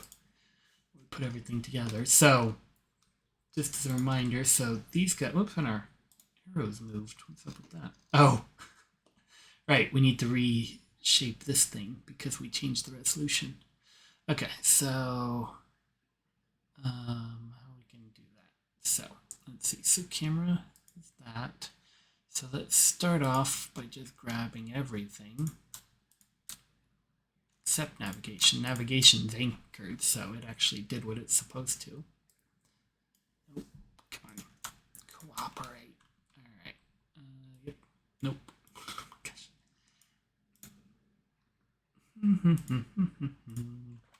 You and you. All right. I guess we're using arrow keys because I don't know how to get it to let me drag it.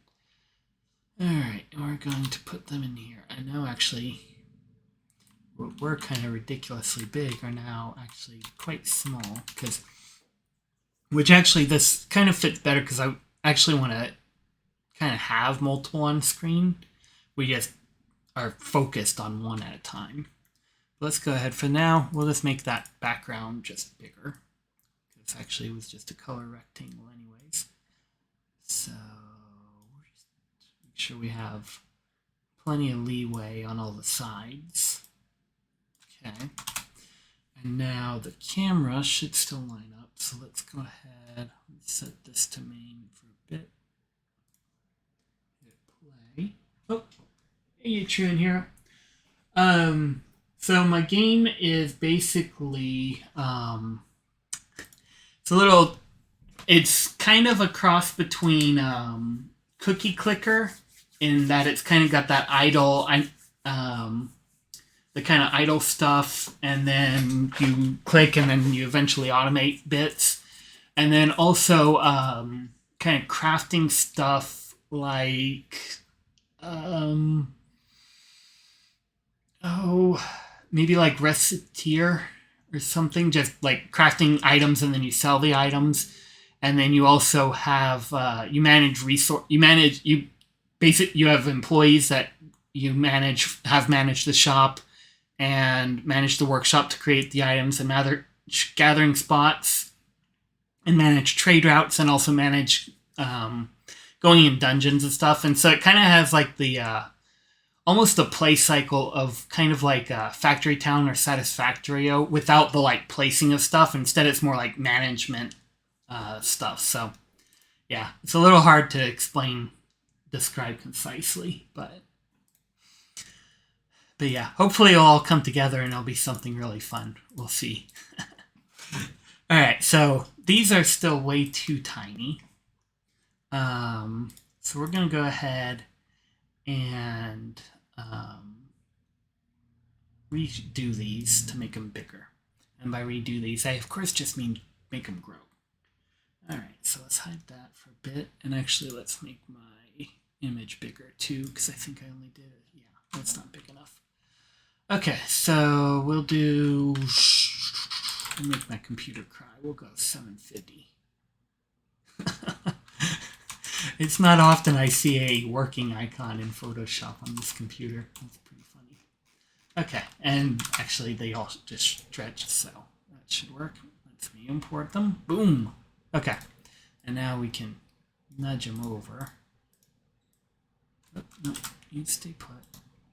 You get moved over here. And you get moved over here.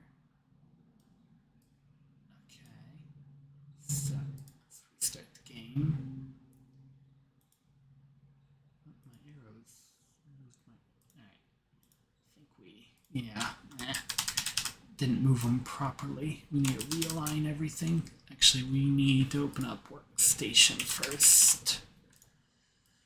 Okay, so you should be like that. And we need to redo you as well. So let's see, we're just gonna go into where was that? That was UI, right? Yeah. Image, but actually I don't want to change the size. I'll just redo that one. Because I actually like those at the size they are.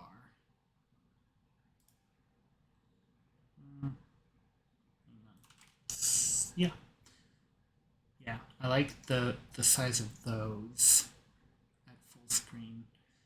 That one's a little small. So we're going to do canvas size instead of image size. We're going to do 750.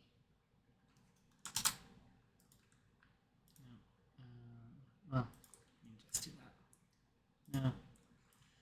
So, well, let's see. So 5120. It's a step above that. 7680. And then times 2 on that, it's 2888. And then add 4 is that. Okay, nice. Alright, and now we will stretch this guy. Unlock him first. Fill up this. Actually, we don't even need to stretch him, we can just fill.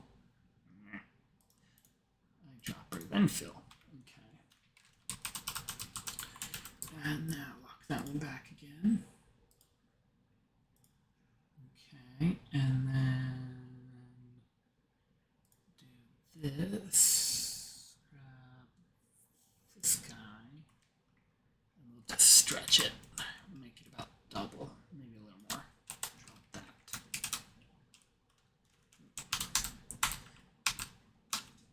Okay, so let's try that out. We need to change the rectangle on this so it can fit the whole thing again.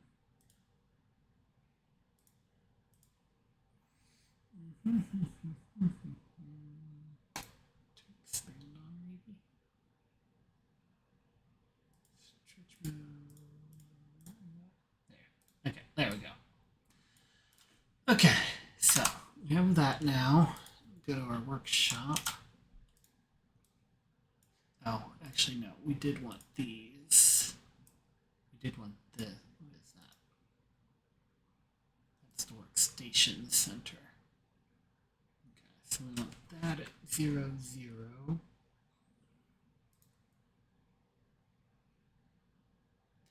Actually, you know what? It's probably easier if we just make this the root.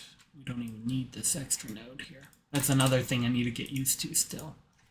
Workstation. And then, yeah, we'll have to redo some stuff. But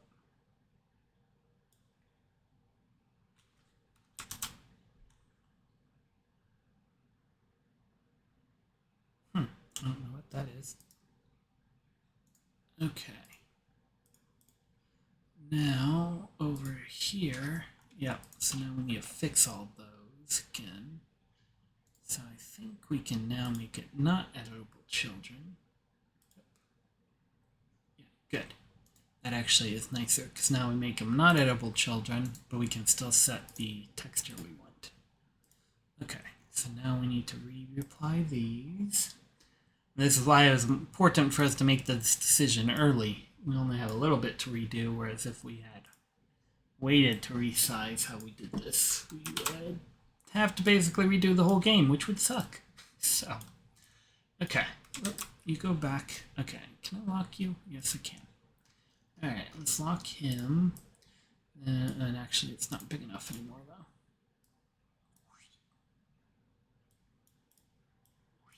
Okay, lock it again.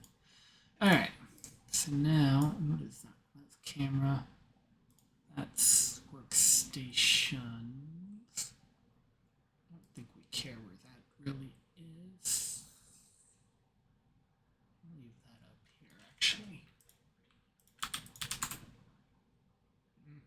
Wait, why is that position 0, 0? Position 0, 0 should be... Oh wait, no. 0, 0... I don't know what that value is, because 0, 0 should either be the center of the screen or it should be right there. Why? Anyways, sorry. Windows doing Windows things. Okay. So set that there. Set that there. Set that there. Let's get this guy back on the right center. Center right. Okay. Get this guy on the left center again. Center left. And then pull him in a bit because being right on the edge is lame. Okay. Let's see what that looks like. There we go. Okay, so now we're back to functional. That's nice. Okay, so now we add in the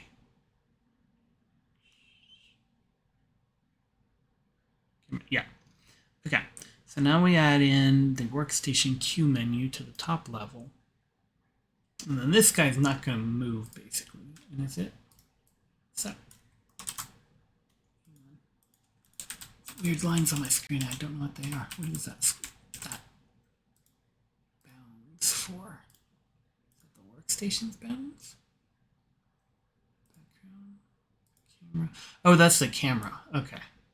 So actually, let's do this. Let's get the camera out of the way so it doesn't confuse me again. We're gonna move. Nope. Stop. Grab the thing I want you to grab. We're just going to kind of grab the camera, drag it up out of the way, since the first thing we do when we load up is position it anyways. We don't need it in the middle of our scene. Okay. So now we've got that. All right, so we'll start out. Start out hidden, and then when you click this button here, it's going to show. So that button belongs to this guy, so we've got to make sure, and we aren't, we need to add a workstation script, and we're going to emit a signal. So signal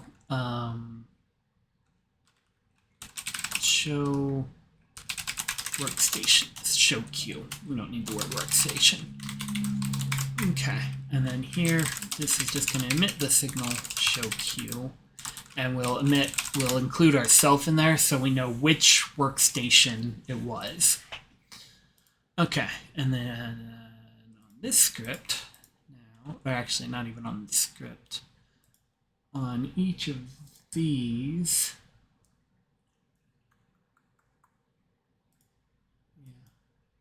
okay. On each of these, we'll hook into a. We'll make one for all of them. Workstation show Q. And then let's print Q. And it's going to give us a workstation. Alright, and then we hook that up for each of these.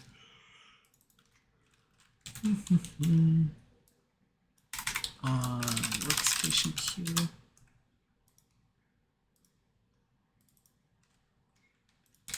Workstation Q. Okay. All right.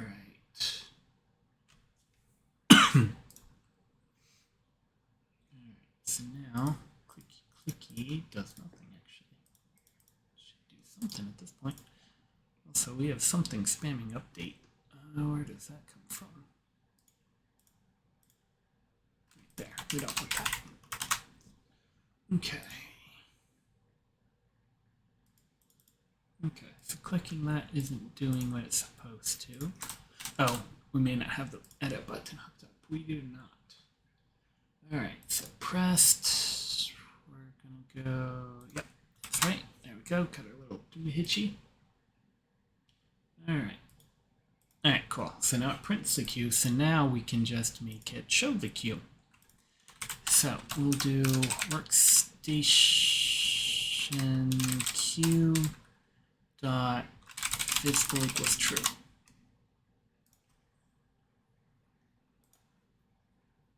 Almost.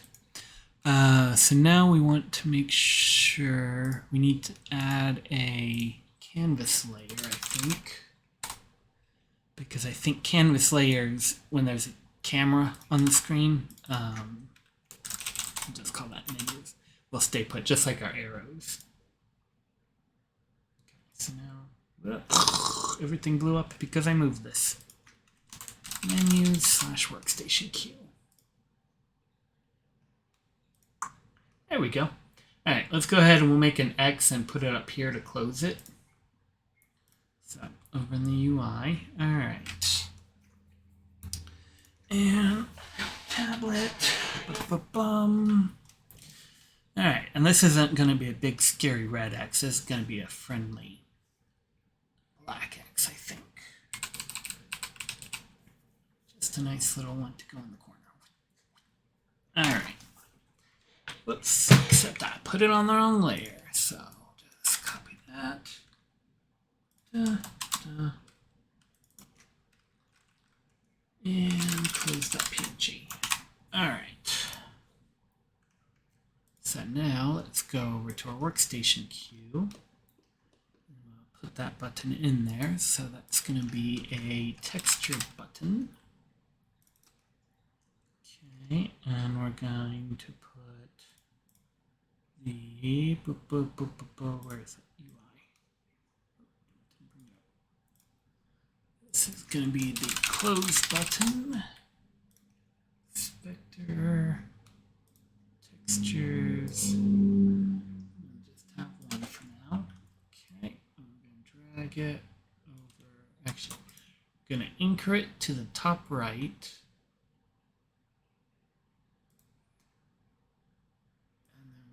Drag it over, but that way when the screen changes shape, it'll stay. Actually, that's going to be a bit tricky. I don't think that one's going to stay too well. Actually, that's pretty decent. Yeah, if we get to really extreme, it kind of goes wonky, but it's not too bad. But better yet, let's just drag the anchor. Then it should always kind of be in that same general position. Yeah, it kind of has to shrink to fit, but yeah. Oh, and actually we should anchor those guys. See the Q bits moving all over the place? Works fine if we just stretch it evenly, things just kind of grow, they don't really shift, but when you get into non-standard, that's when things go wonky. So we're going to move our anchors to basically the corners, which actually, does that just mean they're all 0, 0, 0, 0?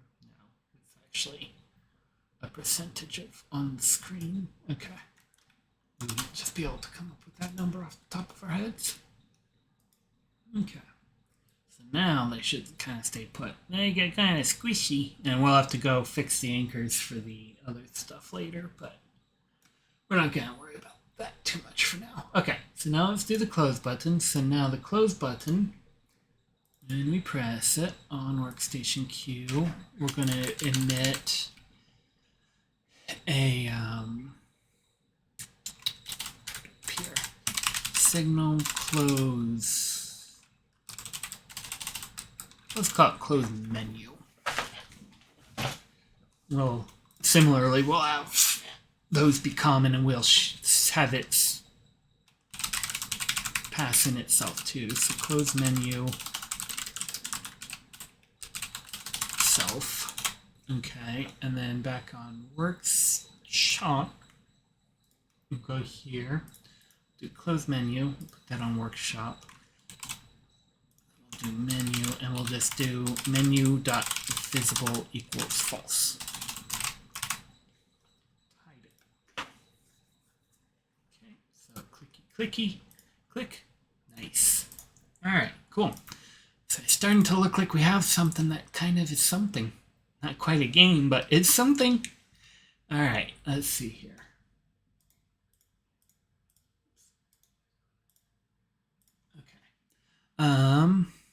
Okay, so now then, in our queue, so now we want to go ahead and when,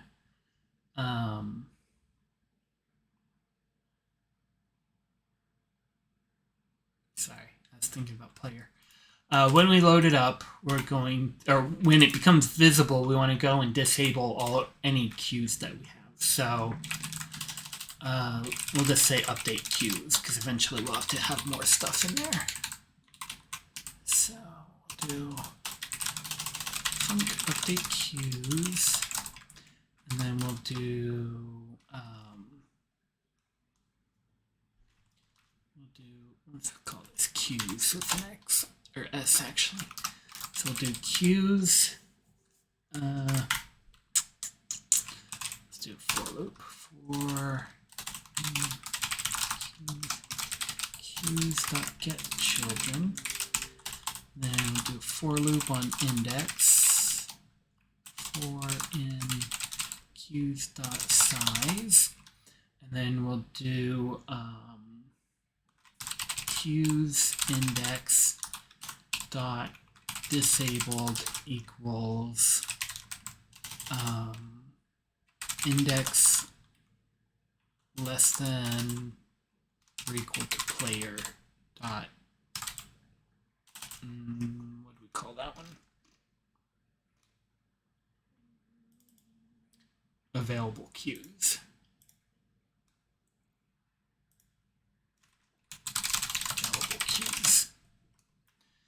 So if the player has like one queue, our first index is 0. So 0 less than or equal to, actually, just index is greater than or equal to. All right, so this would be 0 for the first one. Player has one queue, so 0 is greater than or equal to 1 is false. So disabled is false. And then 1 is equal to 1, so disabled is true, so all the others would work. Yeah, that's right. So now, in theory, we should have a bunch of gray ones now. We don't have a bunch of gray ones. Boo. Oh, and we actually need to go blank this out because no, that was the opposite of what I wanted. Give it back. All right, let's. Crap. Luckily, it didn't save automatically.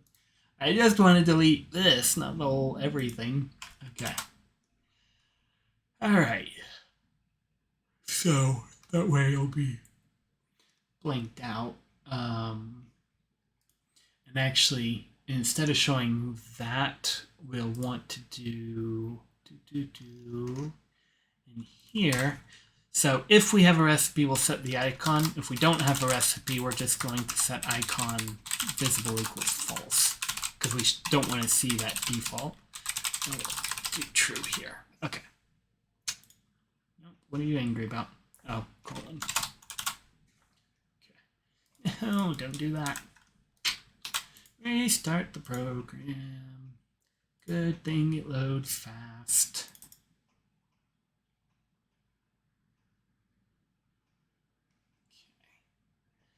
All right, where were we? We were in the works. No, yeah, no, we were in the works. Wait, where were we? We were in here. Okay. Yeah, we were just about to test. Okay. Yeah, that's not exactly what I expected to happen. Okay, so, okay, so we have a couple things to test. So first, let's just check why the heck do some of those still show items, because they shouldn't. Why do they show them at all? Oh, because they still have them set here. Okay, so I'm going to need to go and delete all of these out. We're going to clear them, not hit the delete button. That makes bad, scary things happen. Clear. There isn't like a reset to original, no.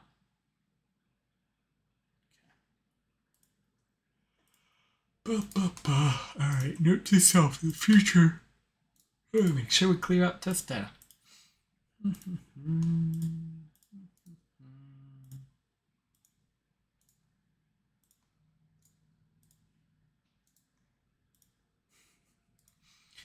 I shouldn't have added 20.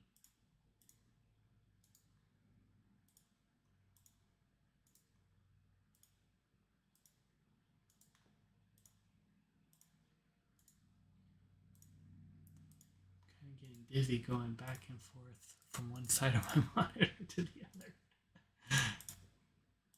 Last one. Alright. So. Okay. So, but they didn't show that. Oh. That update is back. Where is that? That was in this guy. Get rid of that. I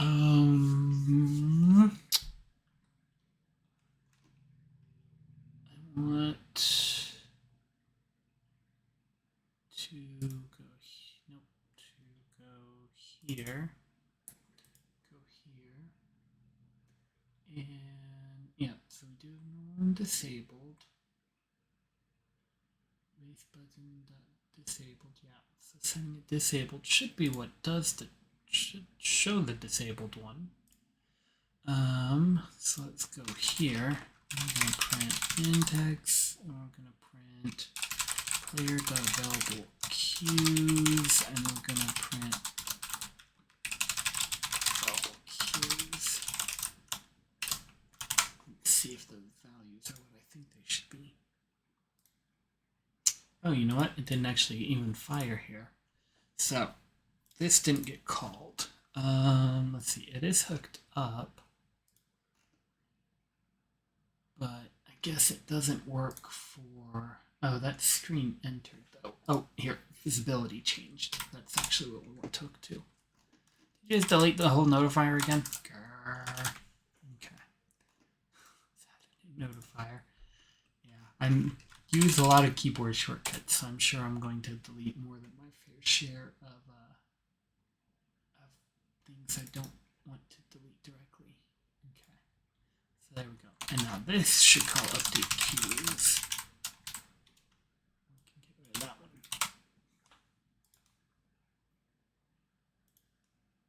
Still didn't run. So I guess it doesn't check its parents. Visibility 2, which is kind of what I wanted. Unless you don't have visibility directly. Oh, it has a visibility directly. I don't need a visibility notifier for this. Okay, that's easy then. Visibility change, bump. Update queues. So right now we're just getting the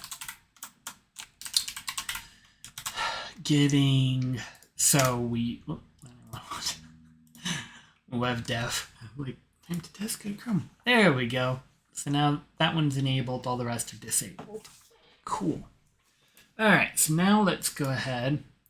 Let's set workstation queue back to our main, because we're going to be in it for a bit. Okay, so now let's go ahead and we're going to create, we're going to have output rows of all the recipes we have, which players have to unlock recipes. So we're actually going to go ahead, we'll edit player. Oh, edit player. Oh, just make an inspector. I'm going to edit this. And we're going to go player. So here we're going to do available recipes. Because, so the player, like, you know, there's recipes that exist, but you have to unlock them for it. However, Okay, and we're going to do, for now, this won't probably be the final forever way we do it, but for now we're going to load up data and just spit out all of them. So preload res, it's going to help me, but I typed too fast. Res data, that one. And we'll go ahead and instance it. And then we'll just do data.recipes. Return data.recipes. Okay, so that gives us our list of recipes to display. And then let's go ahead and create the UI for it. So I'm going to collapse this so I can see other things. All right, so let's add a new child node. We'll add a v scroll container. Or I guess it's just scroll container, isn't it? Nope. Yes. And this is recipes. And then in here, we'll add a vbox container. So I'll call that list. And then in here, we'll create an hbox container, which is our row. This is very similar to our editor. Okay, and now we'll add, and so this is kind of the test one, but programmatically we'll have to build the real ones. So let's do a texture. Yeah, excuse me. Actually, instead of row for, well, so we could make it, let's draw this out. So we could make it so clicking anywhere on the row adds it, and we could have, like, if you like click it 10 times, it'll keep adding a value, which is fine when you can only do like 3 or 4 things. If we, oh man, it's not even that late. Why am I so yawny? If we can do like 9,999 items, I don't think you want to sit there and click 9,999 times. You don't even want to say 9,999. So I think we will, yeah, so we'll do add, and we'll do like a plus minus thing over here. So we won't make the whole row a button. So we will keep row then. Okay, so first thing up is going to be a texture rectangle, so it's not a button. This will be the icon, and we'll go ahead and we'll just kind of populate with dummy stuff just so we can visualize, but all of it will get blanked out later. So we're going to use the medium icons here.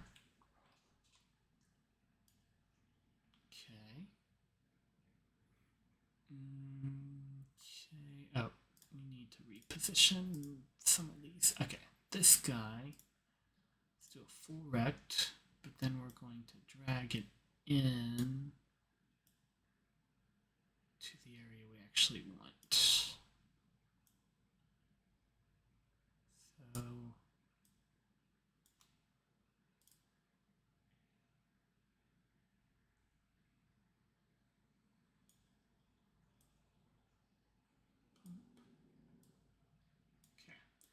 let's shift this guy up.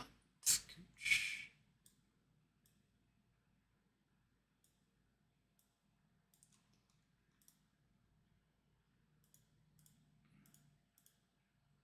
Okay, there we go. And actually, why don't we'll add a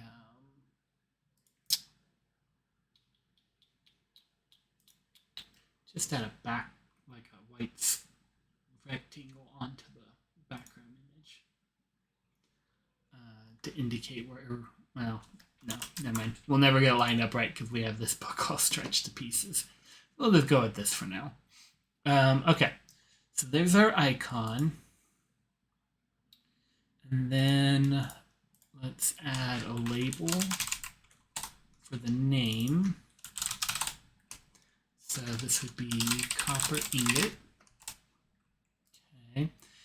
Then we're going to add So let's see. So for difficulty, actually we want to show rarity of the produced item, rarity of the result, and I also want to show or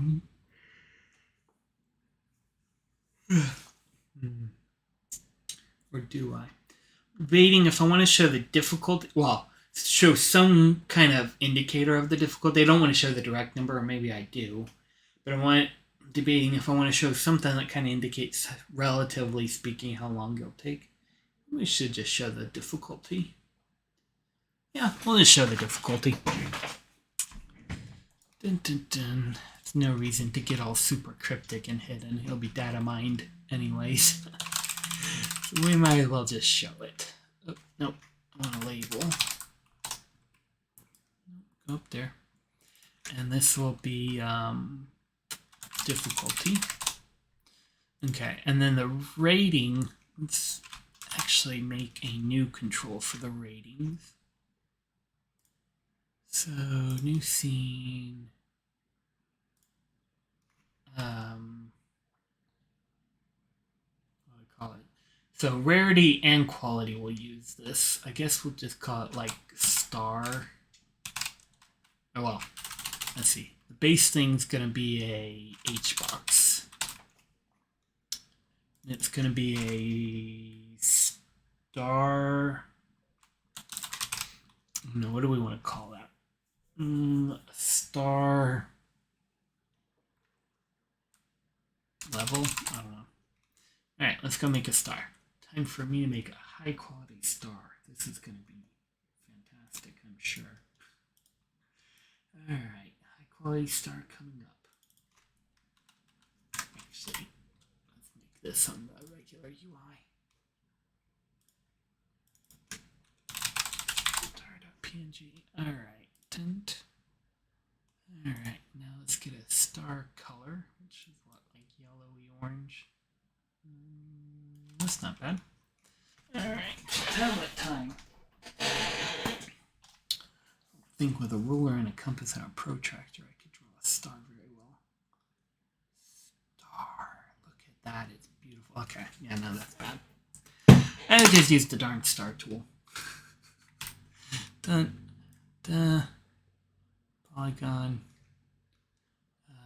0.5. Oh, wait. Is Photoshop's version of star? 5 point white star. There we go. Alright. There. That was tough. Alright. So we're going to do star. And let's do blending options. I'm going to give it a star color. Color. Actually, what a radial gradient look.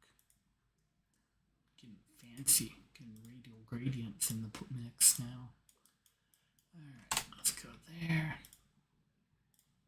Let's eyedropper that, which I can't from here because Photoshop hates me. Alright, let's go like that, and then not a linear, we'll do a radial gradient. Actually, let's say diamond gradient. Pretty much radial gradient. Alright. Ooh, that's fancy. Let's go with that. We'll get all fancy with it. Okay. So there's our base star. And we will keep the stroke this time. In fact, we'll make it a little stronger. Okay, but actually that's a little too large. So let's shrink it down a smidge.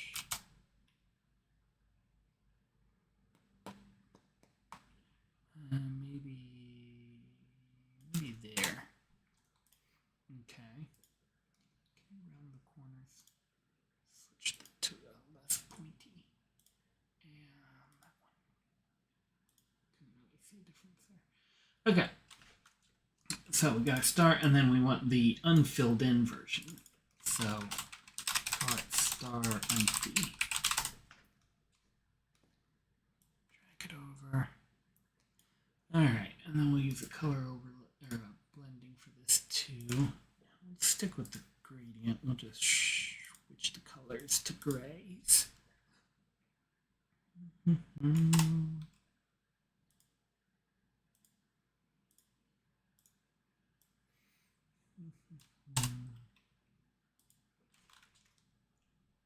No. Looks still 3D. We kind of want it to be like empty. So we could do something like this. And we can do an inner glow. Get real fancy. There we go. Now it looks sunken in. Alright. So now we're going to... Okay, we'll just leave that where it is. We're going to drag in... let's see, let's hook up a script first, actually. I'm going to export int var total, export int var value. So total is how many stars we show. Total value is how many stars are filled in. Okay. Oh, wait, why didn't that hook to something? Okay, there we go. Okay, so now let's go ahead. So most rating things are going to be 10. So we're going to do 10. And we're going to do them as texture recs. That way they can be controlled. And then in that texture rec, and we're just going to have 10 stars. And those are in UI. Yes, star. So now we'll just copy paste this a bunch of times. Copy, paste, paste. All right, so we'll do 2, and then we'll do the rest empty. Or we'll do 3 rather. And then we're going to change that to that. There we go. Now we'll copy that one. 6, 7, 8, 9, 10. Okay. Now we're going to turn expand on. We're going to do size flags, fill, and expand as well. And they all just collapsed. Crap, I just collapsed stars. I just made a black hole. That's not great. Alright, why did you disappear on me? That's kind of weird. So let's see. Okay. So expand. Oh, and actually, I guess we don't want to stretch that way. But you're gonna, apparently. Let's see. Oh, hang on. Am I not affecting all of these size flags? Don't expand. Don't fill. I'm gonna fill a little bit.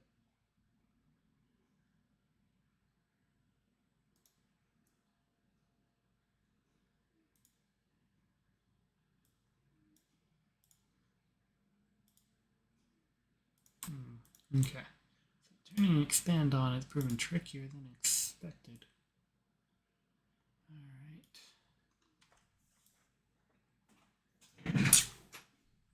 Okay. Yeah, because see, I'd like it if we could resize this component. That way we could, oh, here, we can do keep aspect. Just keep aspect, I think. I'd like it if we could resize this component so if we need to show this thing but smaller, we only have one of these instead of having to have a couple. And we need to switch the size flags.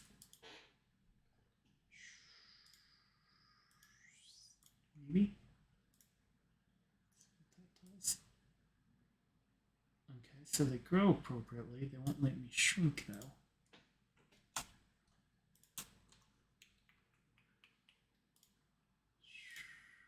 If I turn that on.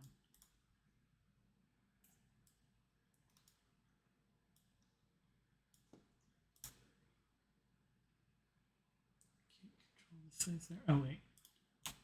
Expand got turned off again.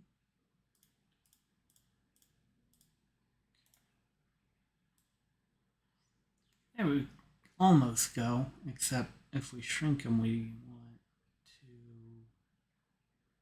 have it shrink. Oh, maybe it's okay. It only goes weird if I try to squish it in one direction, but as long as I shrink it this way, seems like everything stays happy. Okay. Alright, so now let's go theme override constant separation 0. We'll mush them nice and close to one another. Okay.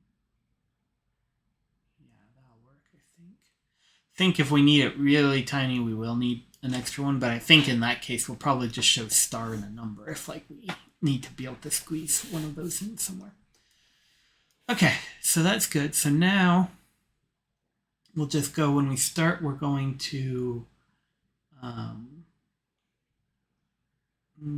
we just remove them? We'll shrink.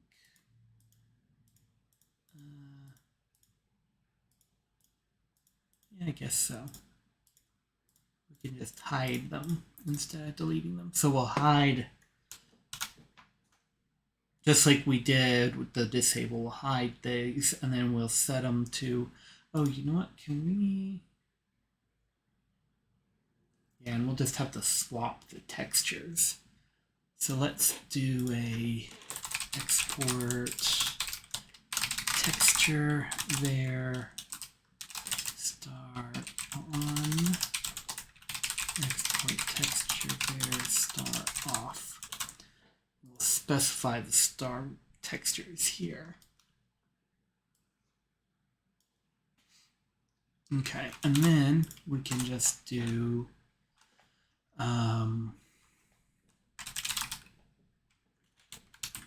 cat's trying to lick my hair.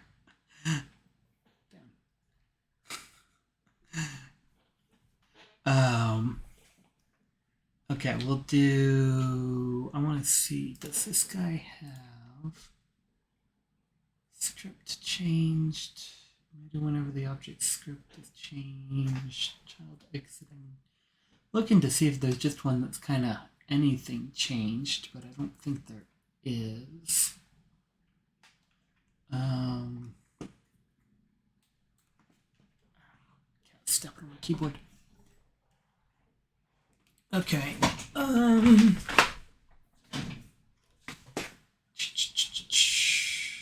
see. GUI input, minimum size change. Yeah, so we're gonna have to hook up getters and setters for just these two. I don't think we'll ever change those at runtime. Sorry, you gotta put my cat on the floor.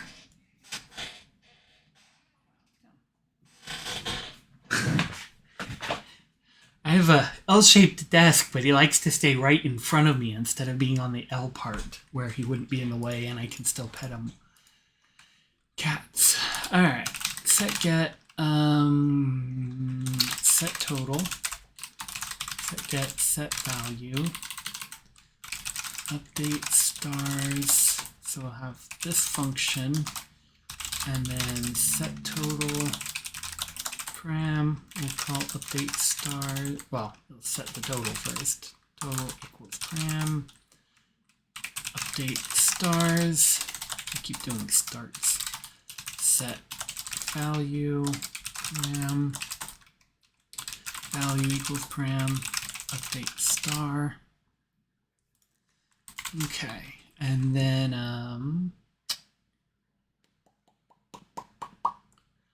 here now we'll do, or actually also on ready, we'll also update star. That should be plural, and I misspelled it 3 times in a row. Okay, and now here we'll do basically exactly what we did in the other place. So we'll get the children, and then for index in stars.size, stars index dot texture equals star on if So we need to do two things. We need to either turn it on or off, and we need to set a visibility. So stars index.visible equals index greater than or less than or equal to total. This is backwards. Before we were disabling, now we're enabling. And then texture star on if index is less than or equal to value, else star off. Okay. So now let's go. We'll set this to like 5 and 5. Let's see what that looks like.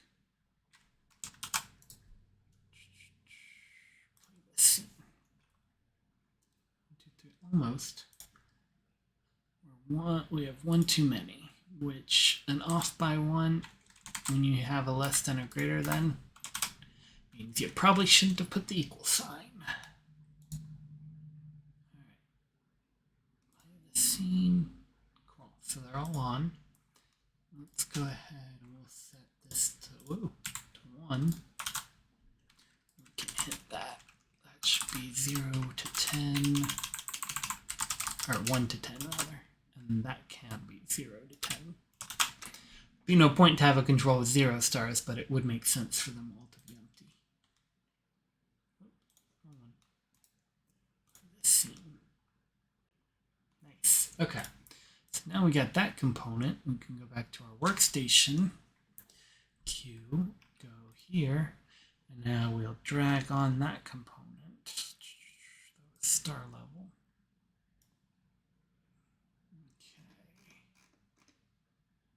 And it's kind of small.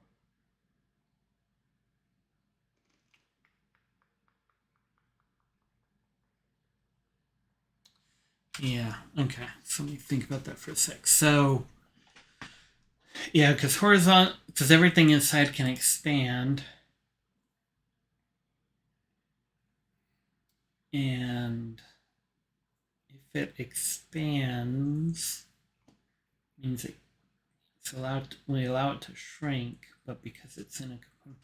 You know what? I wanted to check this for something else too, and we kind of need it now. Run script in editor. But see, I don't really want to run a tool. Tool scripts run inside the end of my tracks. This is the same tree of the currently seen above.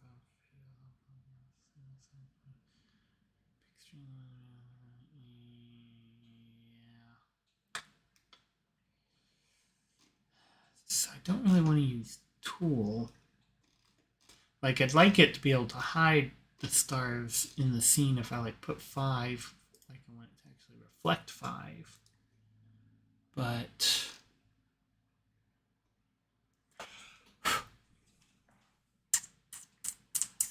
don't think I can do that. Okay.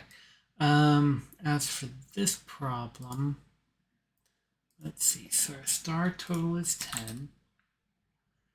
Value we're going to have to programmatically set, but that's 10. Because this is the rarity. Yes, rarity. All right, so we're just going to have to set a size, basically, a min size. Let's try, let's see if this is on a 4K. Let's try 1200.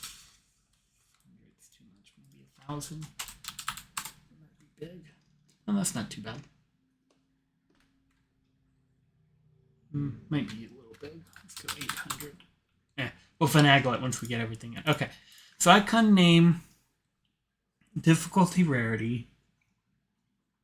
Now I want to show the ingredients needed.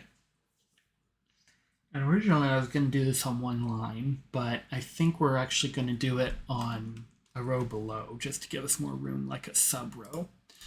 So let's actually go in here. Actually, you need to switch to a V box. And then we're going to do another row, and this is going to be an H box. And we're going to move all these into this H box. This is going to be, let's call it basic again. That's what we called it in the editor. And then add another H box, and this is going to be ingredients.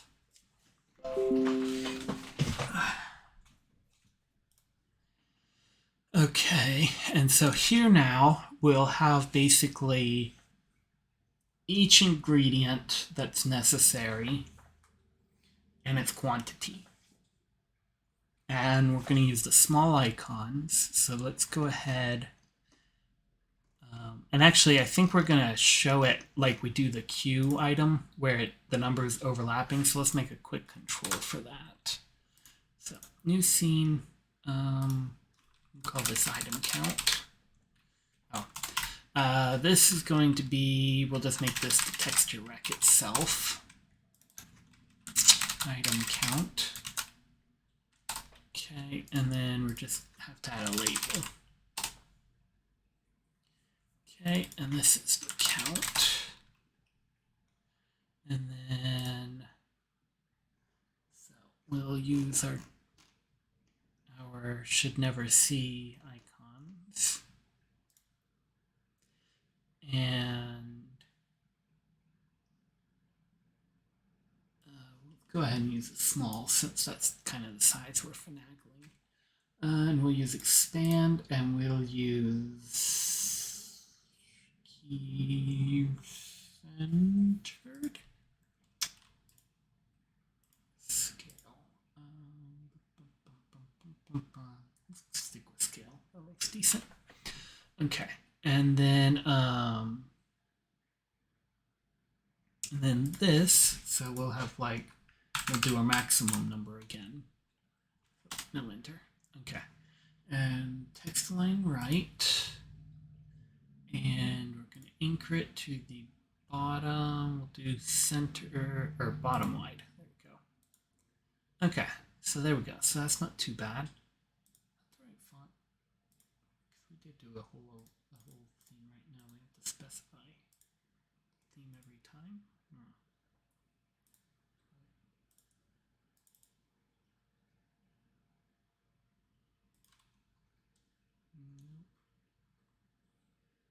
We'll worry about that later.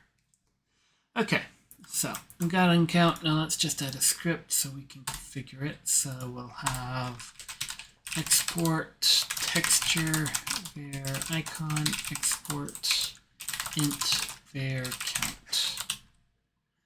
And then just like this, we'll do a set get set icon set get set count. We'll have a func ready, which is going to call an update nodes, and we'll have the update nodes, which is going to put our values into place when we're able to. Then we have a set icon param icon equals param update nodes. Oh, I forgot to do if not is in tree turn. We can't run. Well, actually, I guess technically we can, but we're not going to. Is in tree isn't declared. Is inside tree. Okay.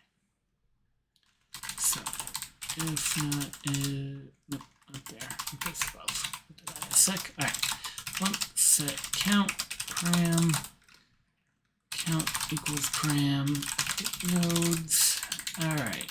Then if not is inside tree turn. Otherwise, we set the this is just texture equal to icon, and then we set.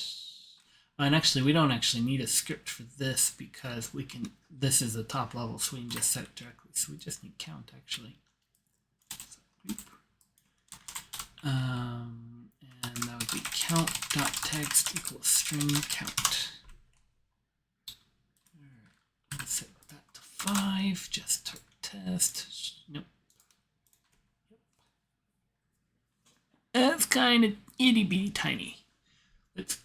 Which actually the icon size I think is okay. It might need to be a little bigger. We're gonna leave it for now because I'm not gonna do that whole Photoshop craziness. Well, actually, it shouldn't be too bad. It should be able to just change this one. So we're gonna crank up small to 60. Basically double all of these. 200 and 500. Although I do need to work out the real numbers before too long, so new artists can start working. Although they don't need to know the resolution right immediately first day. They can draw them and then kind of scale them after, as long as they're in the ballpark. Play the scene. Oh, except we didn't. We need to like read. Oh, this is actually a different thing. Editor UI. Okay. So you get 60 by 60, 200 by 200, and 500 by 500. Okay. Alright, and I think it still won't have changed because we have to go finagle the thing so it resets the size. Yeah, so if we turn expand off, it should have grown. We couldn't see it, but I think it grew. And then we'll turn expand back on. Oh, and go just hit that. Nope. That ain't gonna work. There we go. Kinda. Come on, do a thing. Because we need to expand on. Scale. Keep centered, maybe. Nope. Huh, it's not now. The outer box isn't growing like I want it to. Alright, you know what? We can't just delete that. That's the root node.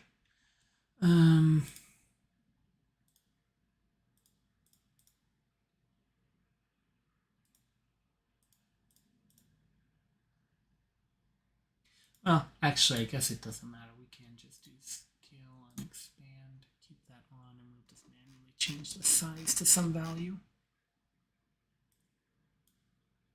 Maybe I can't even grab it. Size 50. Keep centered. Why aren't you rowing with it? It's being difficult. There. Keep aspect centered, maybe.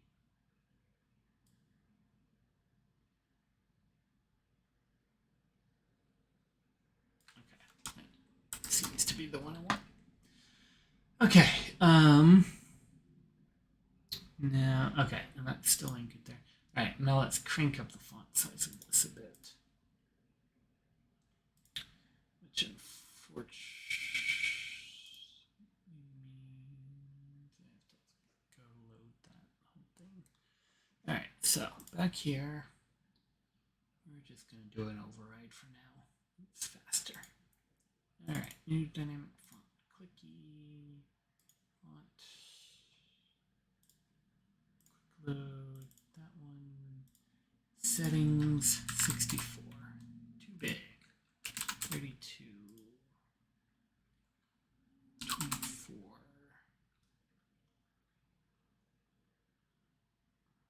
24 might work. Bottom wide. And can I control line height? Or spacing? Can I minus this maybe? I can, but it doesn't do anything. Or does it? I just have to click off. Nope. Space. I imagine that space between letters. Doesn't seem to be doing a whole lot. Oh well. I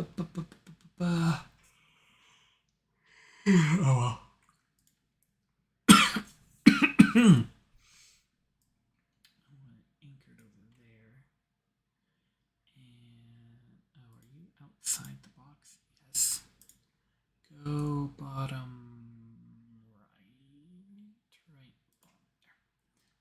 which means it is too big.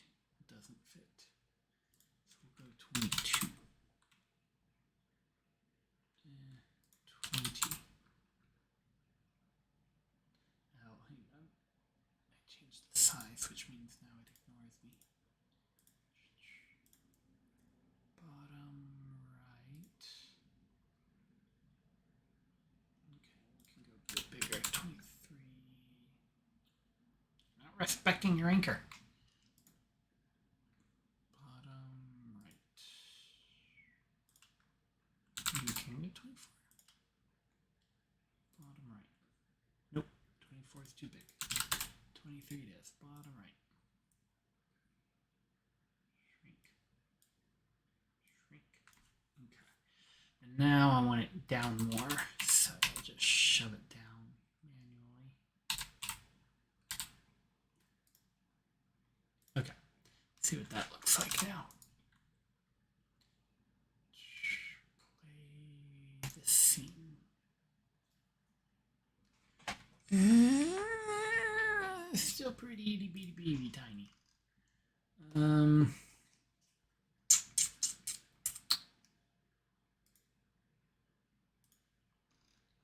because I guess I am scroll. Jeez. I want it to be tiny because we're going to need to fit lots of them on here, but that might be too tiny, but I should roll with it for now. I have to redo all the UI stuff anyways once we get the real art, so no sense being too super nitty picky. Okay, what is that? That's item count. Okay.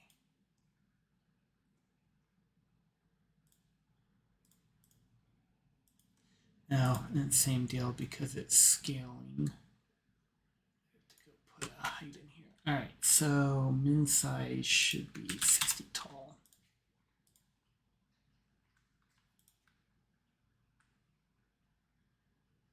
Seriously. Okay. All right. I'm still not sure about that. Let me see it. It disappeared on us. Save. So I wonder if it's ending up squishing itself as soon as it loads. Probably is. So you need to expand. Okay, and you need to expand. Nope, not that way. Just fill that way. Okay, and you need to expand that way. Just fill that way. And you, I think I'm gonna regret this one. Expand. Yeah, that doesn't work. Just stay 60. Right here. Put it as a min size instead. Okay, let's see what that looks like now. Okay, there we go. So the idea would be we'd have a series of these that we can then tell what the item is. So you know what, let's actually, well, actually, let's think about this. So this is for, so the queue, you can queue up to 9,999 items, but for the number of items that go into a single making of a recipe, they're never going to be that many. So let's cut this down to 99. We'll say for a single crafting a recipe, we'll never have more than 99. And then that gives us room to crank our font size up a bit more. Let's try like 40. Okay. We'll position it down here. And we'll be able to mouse over the item so we can tell what it is. So that's not too bad. That's still kind of terrible, but good enough for us. Okay. So now it's clicking that X to try to close the game. Okay. So now we'll generate one or more of those item counts there to be able to show when I'm going to the recipe. And we'll clone that one instead of show hide. And now we need a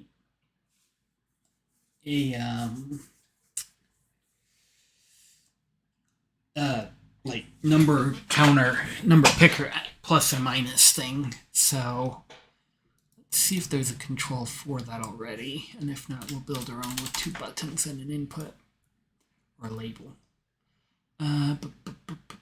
Ranged. Range. We got texture. Wait, range. Oh, actually, that makes sense. Spin box. That's what we want. Okay. So spin box. All right. I'll say so. The max value we already decided is 99999. The min value is 1. And size flags expand horizontally. Okay. So a wee bit big, and we'll need to theme it, but we'll worry about that later. We'll just go with this for now because it functions. Okay, and then lastly, we need a button for adding it, and we will make a button. Well, no, we'll do that later too. We'll do that by theming as well, maybe. Button goes in basic.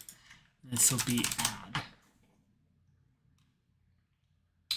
And we're going to expand. Okay, so now let's fix the name up. So,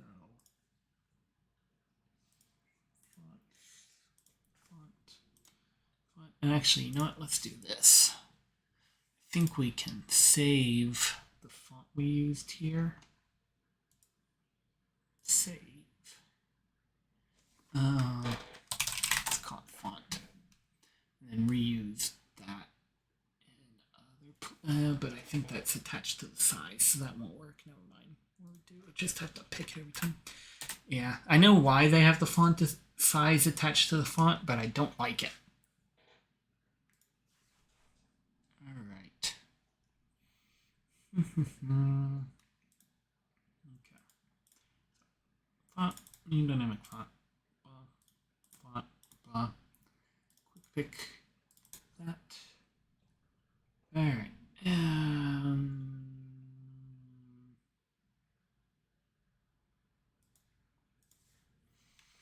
Let's see how 120 works. All right. I want to center it vertically.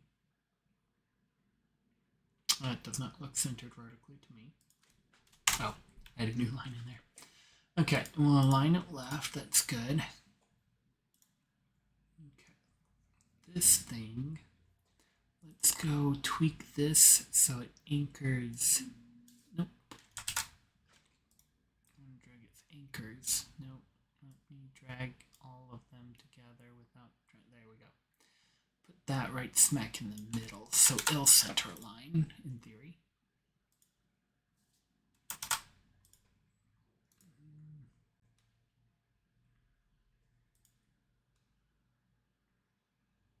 Oh, actually, it's not that. Yeah, it is. Oh, and we may need to.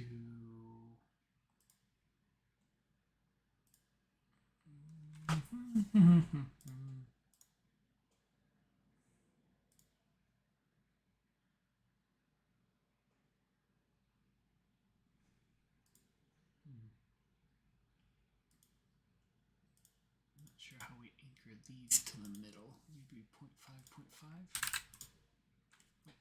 Except not on left. Top and bottom. 0.5, 0.5. Okay.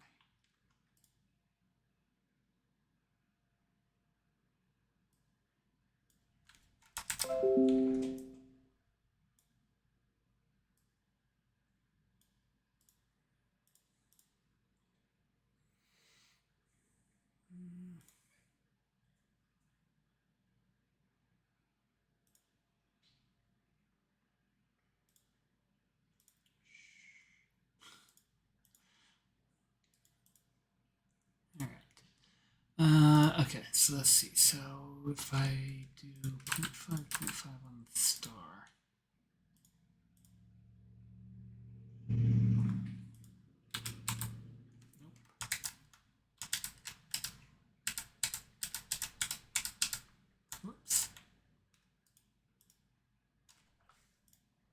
Okay. So how do I... Oh, there. Well, that's that way. Godot. Keep items vertically aligned in each box together. Property also correct for VBucks continuous. So one way to achieve what you want. Yeah, that's what I was afraid you were gonna tell me. Put a V box in an H box.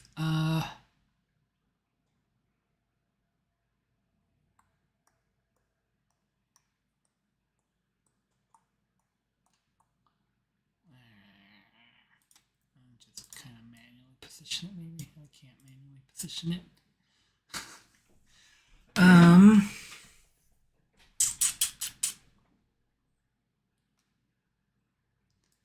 Alright, so what's the downside if I wrap this? I guess there isn't really much of a downside. Yeah, alright, fine. Alright, add a child node. VBucks container. Alright, and now I need to make this the root. Okay. Call this star level. Call this stars, I guess. Alright, and now refinagle all the stuff. Okay, I need you to expand in both directions. There we go. Alright, we need to update when you... Oh, actually, we can just leave our script. No, we can't because we need those properties on here. So let's attach script. Detach script. And we need to set those test files in here. Oh, and we need to populate those two as well. That and that. Okay. Let's go look at workstation queue now. Did it not?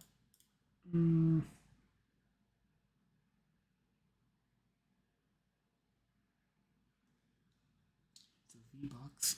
Oh, we need to do align center.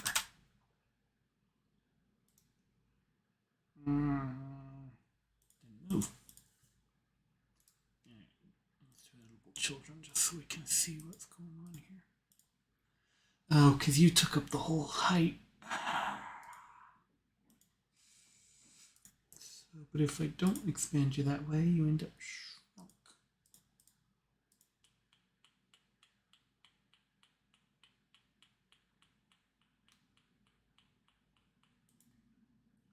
Direction. Oh,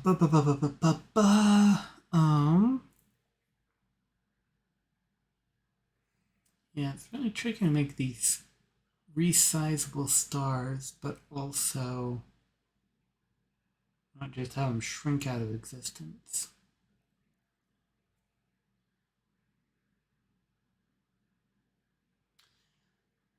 So it's not very dry, but I think I'm just gonna stop making them resizable. I think that'll make life easier. Because at most I should only need like 2 sizes total for the whole game, really, or maybe 3. I'll just make 3 copies of this if I really have to. Or actually, I guess even if I give it a different image, even that would be enough. So if I gave a different image here, the right sized image, that should actually shrink it too. And then we'll make you not expand. And then you need to expand both directions still. Okay, and then you really don't need any of these.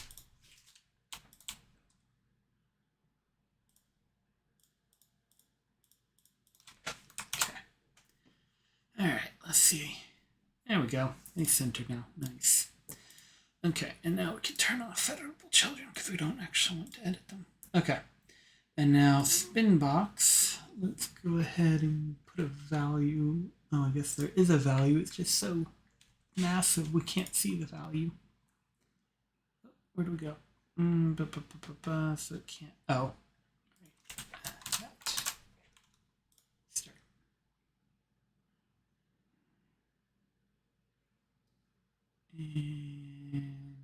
And stars. This is stars.getChildren now. Okay. Alright, so we need to ratchet the font size of that way up. Alright, so this guy. Theme.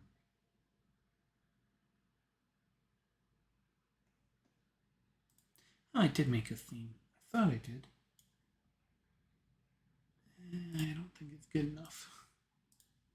Oh yeah, because I didn't change the font size on that one.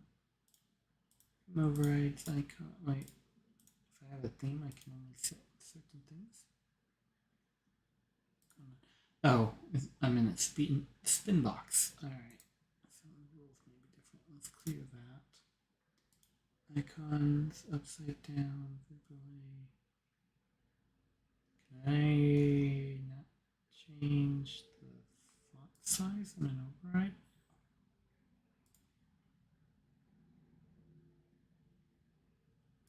That's curious.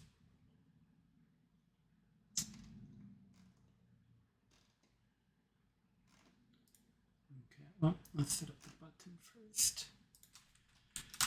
Text is add. Font.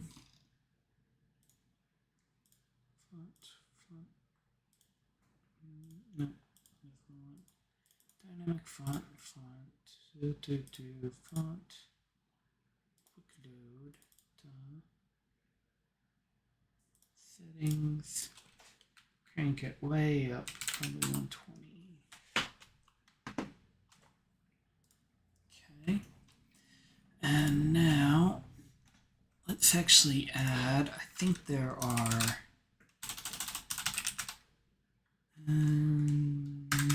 let's see. I want to see if there's a way to do uneven amounts of spacing in between items. Even spacing in each box container.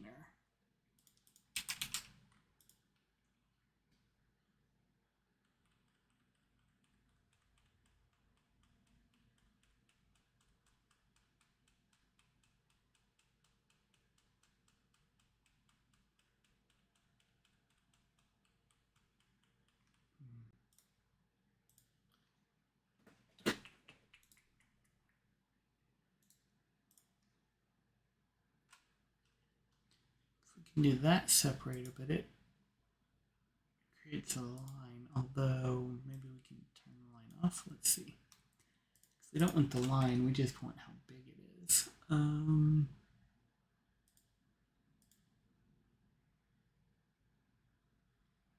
But I don't see anything to turn off the line, so I don't think that's going to do the trick.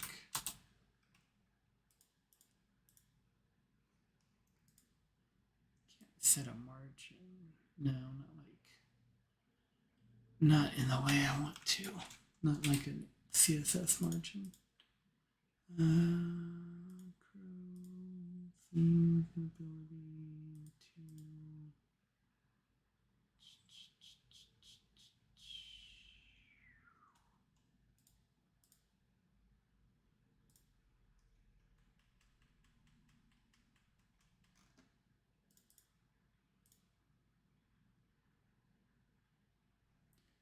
Yes, I guess we could just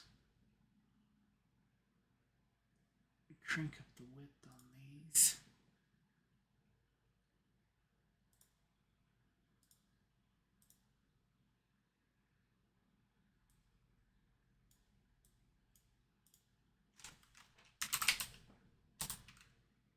Or not, because it ignores that. Okay, never mind. Oh, I can do expand, and then I can control it. Okay.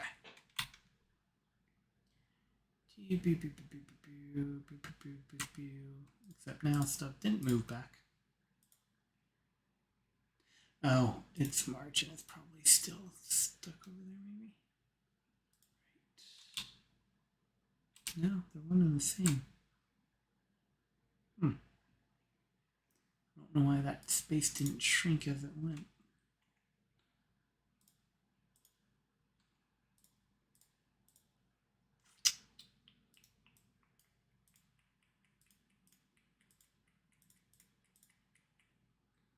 Alright, let's turn the size font on you.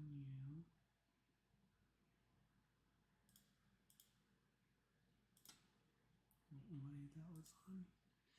Alright, and difficulties in there is just so small. Alright, we'll say 60 for now, and theme overrides, font, boom, boom, da, da, da.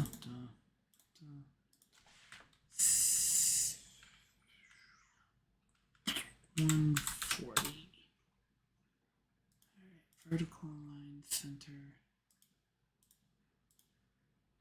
Oh, I guess shrink center must turn on if I turn that on. Interesting, okay. Expand, nope, not expand that way, expand that way, kinda.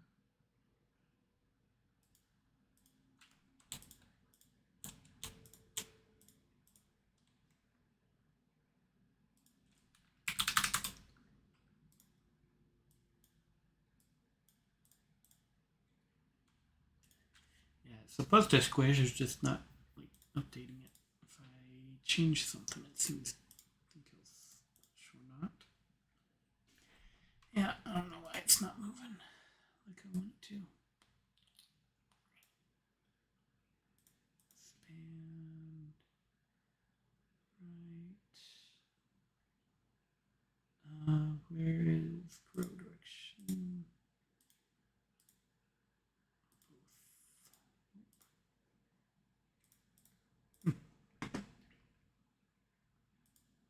Oh wait, why is the icon taking up that space again?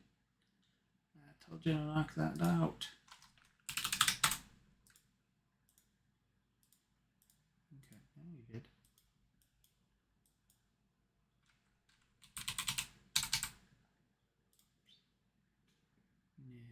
No. It can't be like that.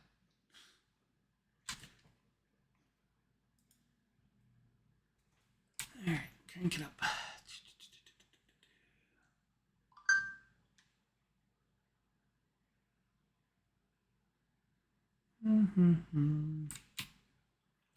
Okay, so like that, and then the right, we'll do shrink that down.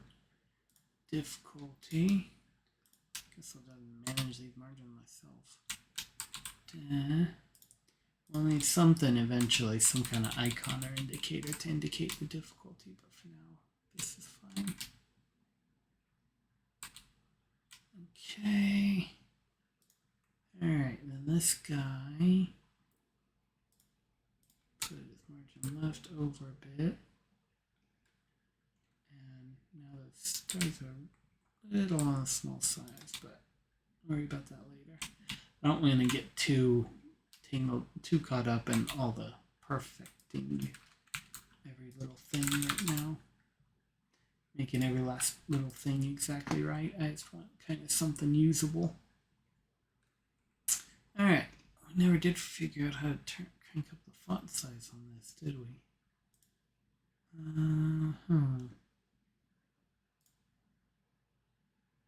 Theme overrides icon down. Put in different images there, I guess. But why can't I? Oh, we can make theme type variations. I wonder if that's like we can make it one and then have different sizes. That would be nice. Can we not edit the spin? Godot spin box font size.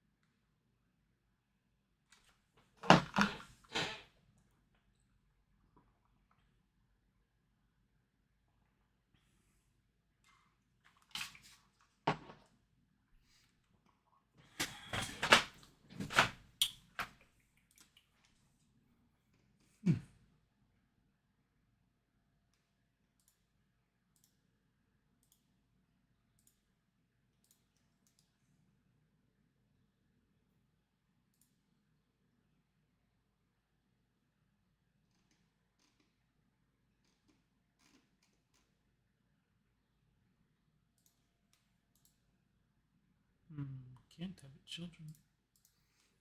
So that's not the way.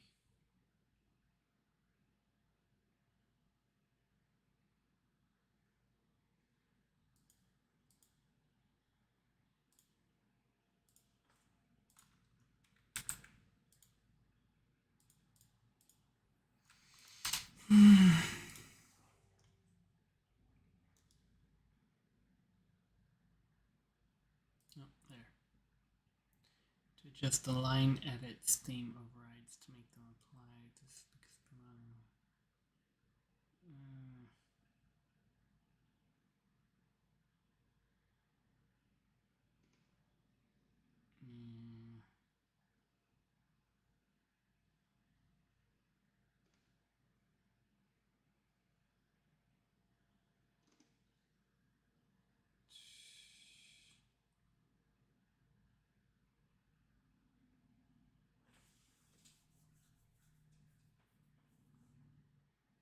Alright, well that's kind of gross.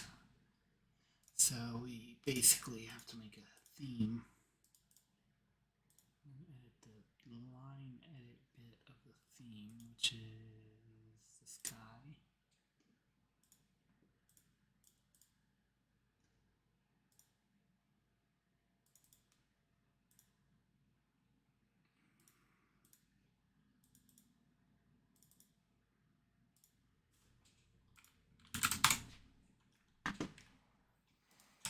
Okay. That's still too small. Okay. And then it seems like those are also fixed. Alright, I think we're gonna have to make our own spin box ultimately, but we're just gonna go with that for now. Okay. Alright. So that's good enough, I guess. For the moment. Okay. So now let's actually wire it up, because that's the bit that I care about. Oh, it's got all messed up. Does this look messed up in here? Well, we're not setting anything in there. Oh yeah, because I resized that. So I need to go fix that. Which means we need to re-export these. Or not re-export, but resize them. So we're gonna double them.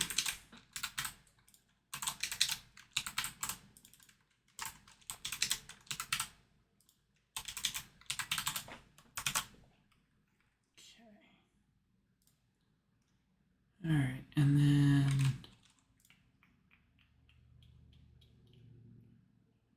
I guess I'll just resize it manually in here. 280, 280. And then you. All right, sized right. You just need to be repositioned.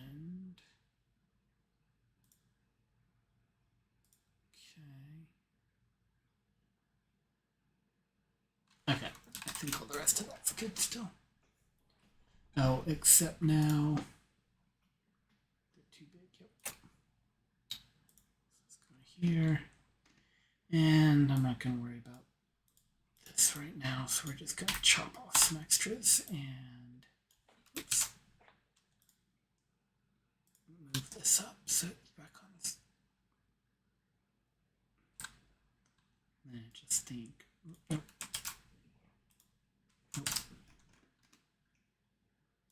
Anchor, there we go. Actually, let's put them both down there. Yep. Okay, there we go. There we go. That works. All right, phew. All right, so now let's go hook this guy up. So, all right, so first we need to populate the list. So, that'll just be here. So we'll do update list. Okay. Func update list. All right, so we're gonna get a recipe. So first we'll just straight up empty the list. So let's do that first. So recipes dot get children dot, and we have to loop through those for child net.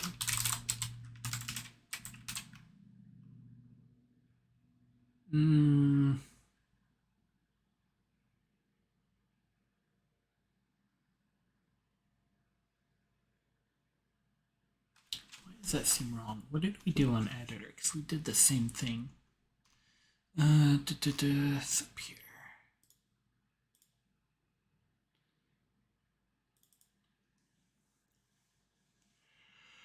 Oh, what are you on? Right. One of these. Ah, right. We added them to a group when we added them, cleared the group. Okay. That's how we don't delete the first one. Alright. And that can be all fancy by doing recipes dot get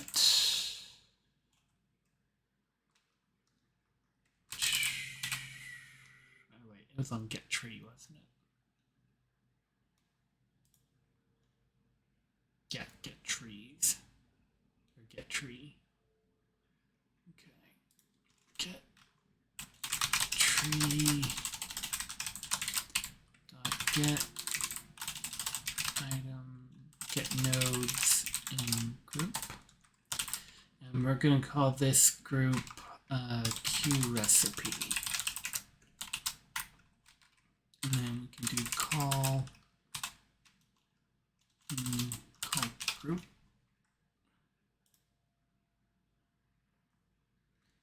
That's actually the not cool way. This is the cool way. Let's update this one too. Call group.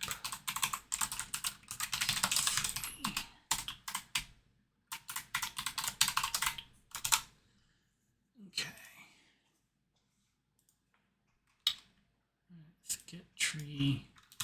Call group. Recipe. Q recipes. Call free. Or free. Q free. There we go. Now, I don't want to use the word Q there though. This, we'll call this menu recipes. Okay. Actually, it doesn't matter because this is restricted to just this tree, so we'll just call them recipes. I was thinking they were global groups for pip, but they're not. They're in the tree, or maybe they are global, but we're limiting it to the tree. Okay, so we empty all of them, and then we'll call build list.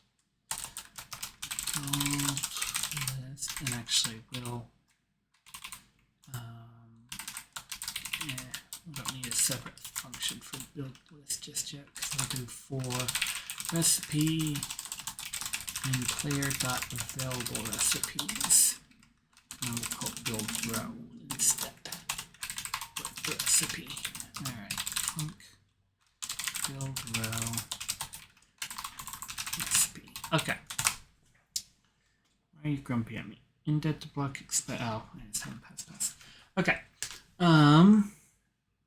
So here we're going to so we're basically we'll clone the row. So let's get the row first.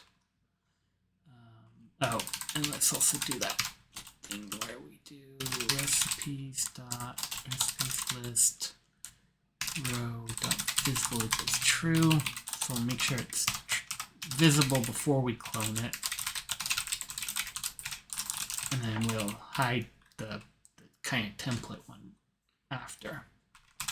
Okay, so their row equals recipes list row dot duplicate. So I'll duplicate it first. Now we just need to go through each of the items and set their values. So let's just set all of them first. So get node basic icon, and we need to set the texture on this, which is equal to the recipe result a medium icon, I think. And then basic name text equals recipe.result.name row.getNode basic difficulty dot yeah, this is just text string and difficulties directly on recipe and basic rarity. Okay, and this is our special one. I forget what we said on it. We do total and value. So dot total equals, or no, in total we don't change. Total is always 10 in this case. We do value equals recipe dot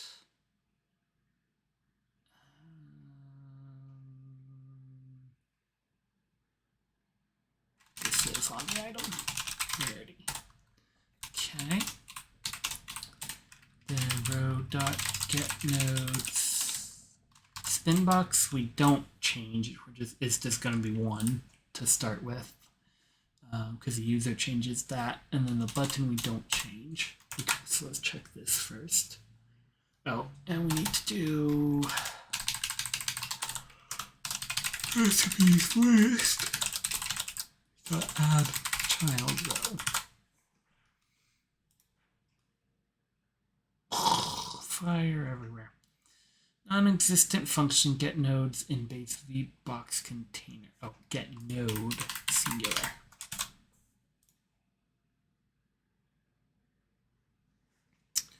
All right, more explosions. Invalid get index item. Oh, it's not item, it's result. Nice. All right, so we got that showing. Now, oh, yeah, sorry. I think, no, I guess it's because of our difficulty being a little bit of different width. They don't quite line up. But we'll worry about that later. So now, oh no, it does. Okay, just wasn't enough menus. Some quite a bit of like blur there. You might not be able to see it on the video. Huh. Oh well, no one's playing the game while resizing it, so that doesn't really matter. Okay. Okay. So now let's populate this bit. So for that, we're going to get row.get ingredients with row.get node ingredients. Yep. Okay. And then just like with the row bit, we're going to want to, actually we can do that up here. Recipes list row ingredients item count equals true. False. And then this one, we're actually going to empty it. So we're going to use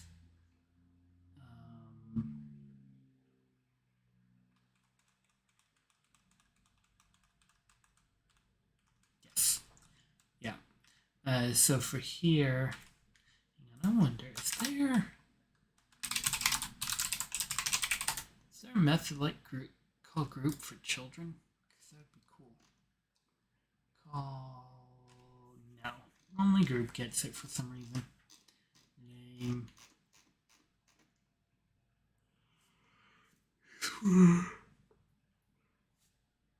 All right.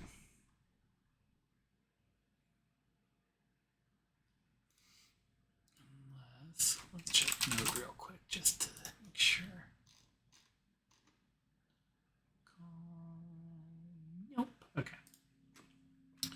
All right. So we need to empty out ingredients, but actually ingredients only has one thing here, so we'll just delete it. So we'll just call get children 0.q3. Okay, so that deletes the template one, and then Then we need, now for each ingredient on the recipe itself, we need to clone this one and stick it in here. So for ingredient in recipe.ingredients, and actually ingredients is parallel array. So let's do, we'll have to do an index in recipe.ingredient items.size, and then we will do their item count equals recipes list row ingredients item count dot clone item count dot just count equals recipe dot ingredient quantities index and item count dot texture equals recipe dot ingredient items index dot icon small. Okay. Oh, and we need to add it. Ingredients dot add child item count.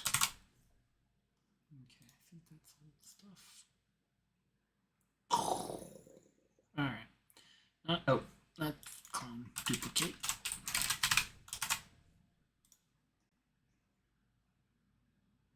Hey, look at that. It works. Wool is apparently 0, so you can make infinite of these for no items. Nice. Okay, so now let's go. I keep trying to use that to close the program. Let's go ahead. We'll hook up the battery and just throw it in the queue. We won't do checks yet on it, but add dot connect pressed self add to queue, and we'll bind the recipe.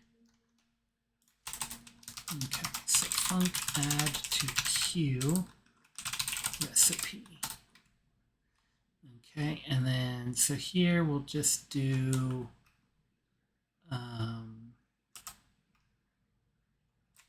yeah, let's go simple. No, 0 dot, what does it get? It gets a recipe and the amount. Okay, recipe equals recipe. Oh, we need to bind I guess we'll have to bind the spinner. So let's call this quantity, and we'll pass in that node, basic quantity, and then we can do queues dot get. And of course, we're going to have to add checks to like make sure you have enough items. This needs to be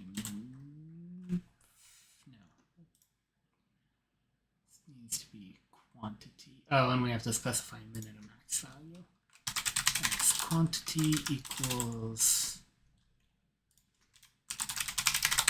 quantity node value.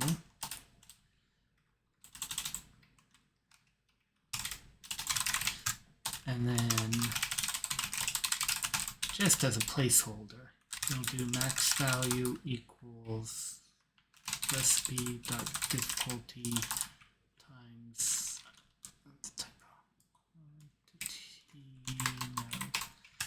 quantity node dot value, and then since we don't have it ticking yet, we'll just go ahead and do half of this just for funsies, times 0.5, just so we can kind of see it mid-state. Okay, so there we go. So I'm going to add. Alright, get children on H box. Oh, needs to be function.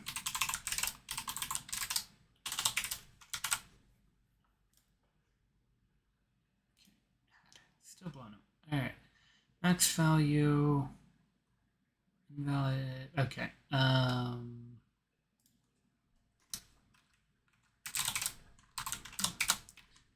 guess the quantity is probably a float, even though we're stepping at 1. Come on. Invalid max value on base texture button with value of int. Oh, or maybe it wanted a float. Max value, no. Max value is ours. And that's definitely a int. Invalid set with that. Wait. Invalid set index. Oh, it's not underscore. Oh, which actually I wanted to check the code style thing again, because I think I should be naming these snake case instead of camel case. Hey, look at that. We added it to the queue. If I do 1,000. Hey, neat. Okay, so let's check the code style real quick, and then I think we're going to wrap up for the day because I need to go make some eggplant parm with some eggplants I took out of my garden, and I am starving. Alright, let's see here. Naming conventions, that's what I want.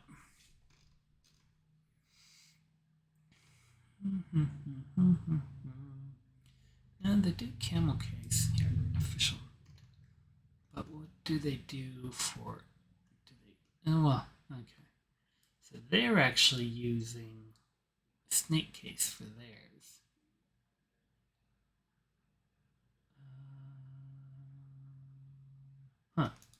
That's interesting. So that, or are they using camel case inside? No, they always use snake case for theirs. In fact, I don't see a camel case in sight. Interesting. Formatting, notation, German commas, blank line, constant, necessary, comma space and white space, quote number, naming conventions. Okay, file names. Use snake case for file names. For name classes, convert to Pascal case. Okay. Extends. Loading a class. Okay.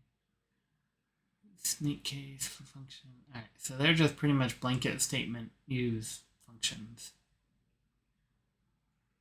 for snake case, or use snake case for variables. Interesting. Which is actually different than wherever they got their naming conventions from.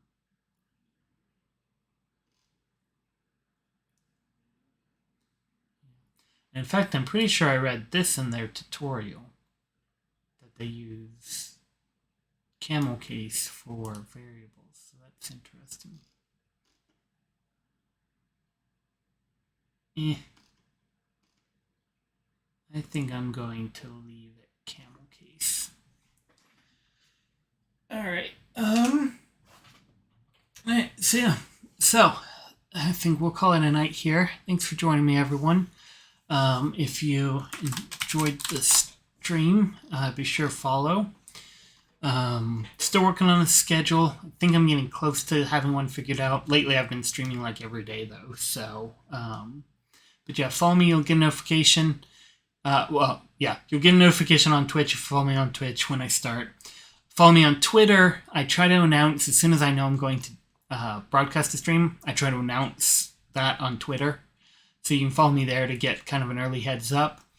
You can, the game code isn't there, but normally any other learning code would be on GitHub. You can catch catch copies of the old broadcasts on YouTube. Eventually I'll get some annotations on there. You can follow me on Reddit or chat with me on Discord if you want as well. So, thanks everyone. See you guys later.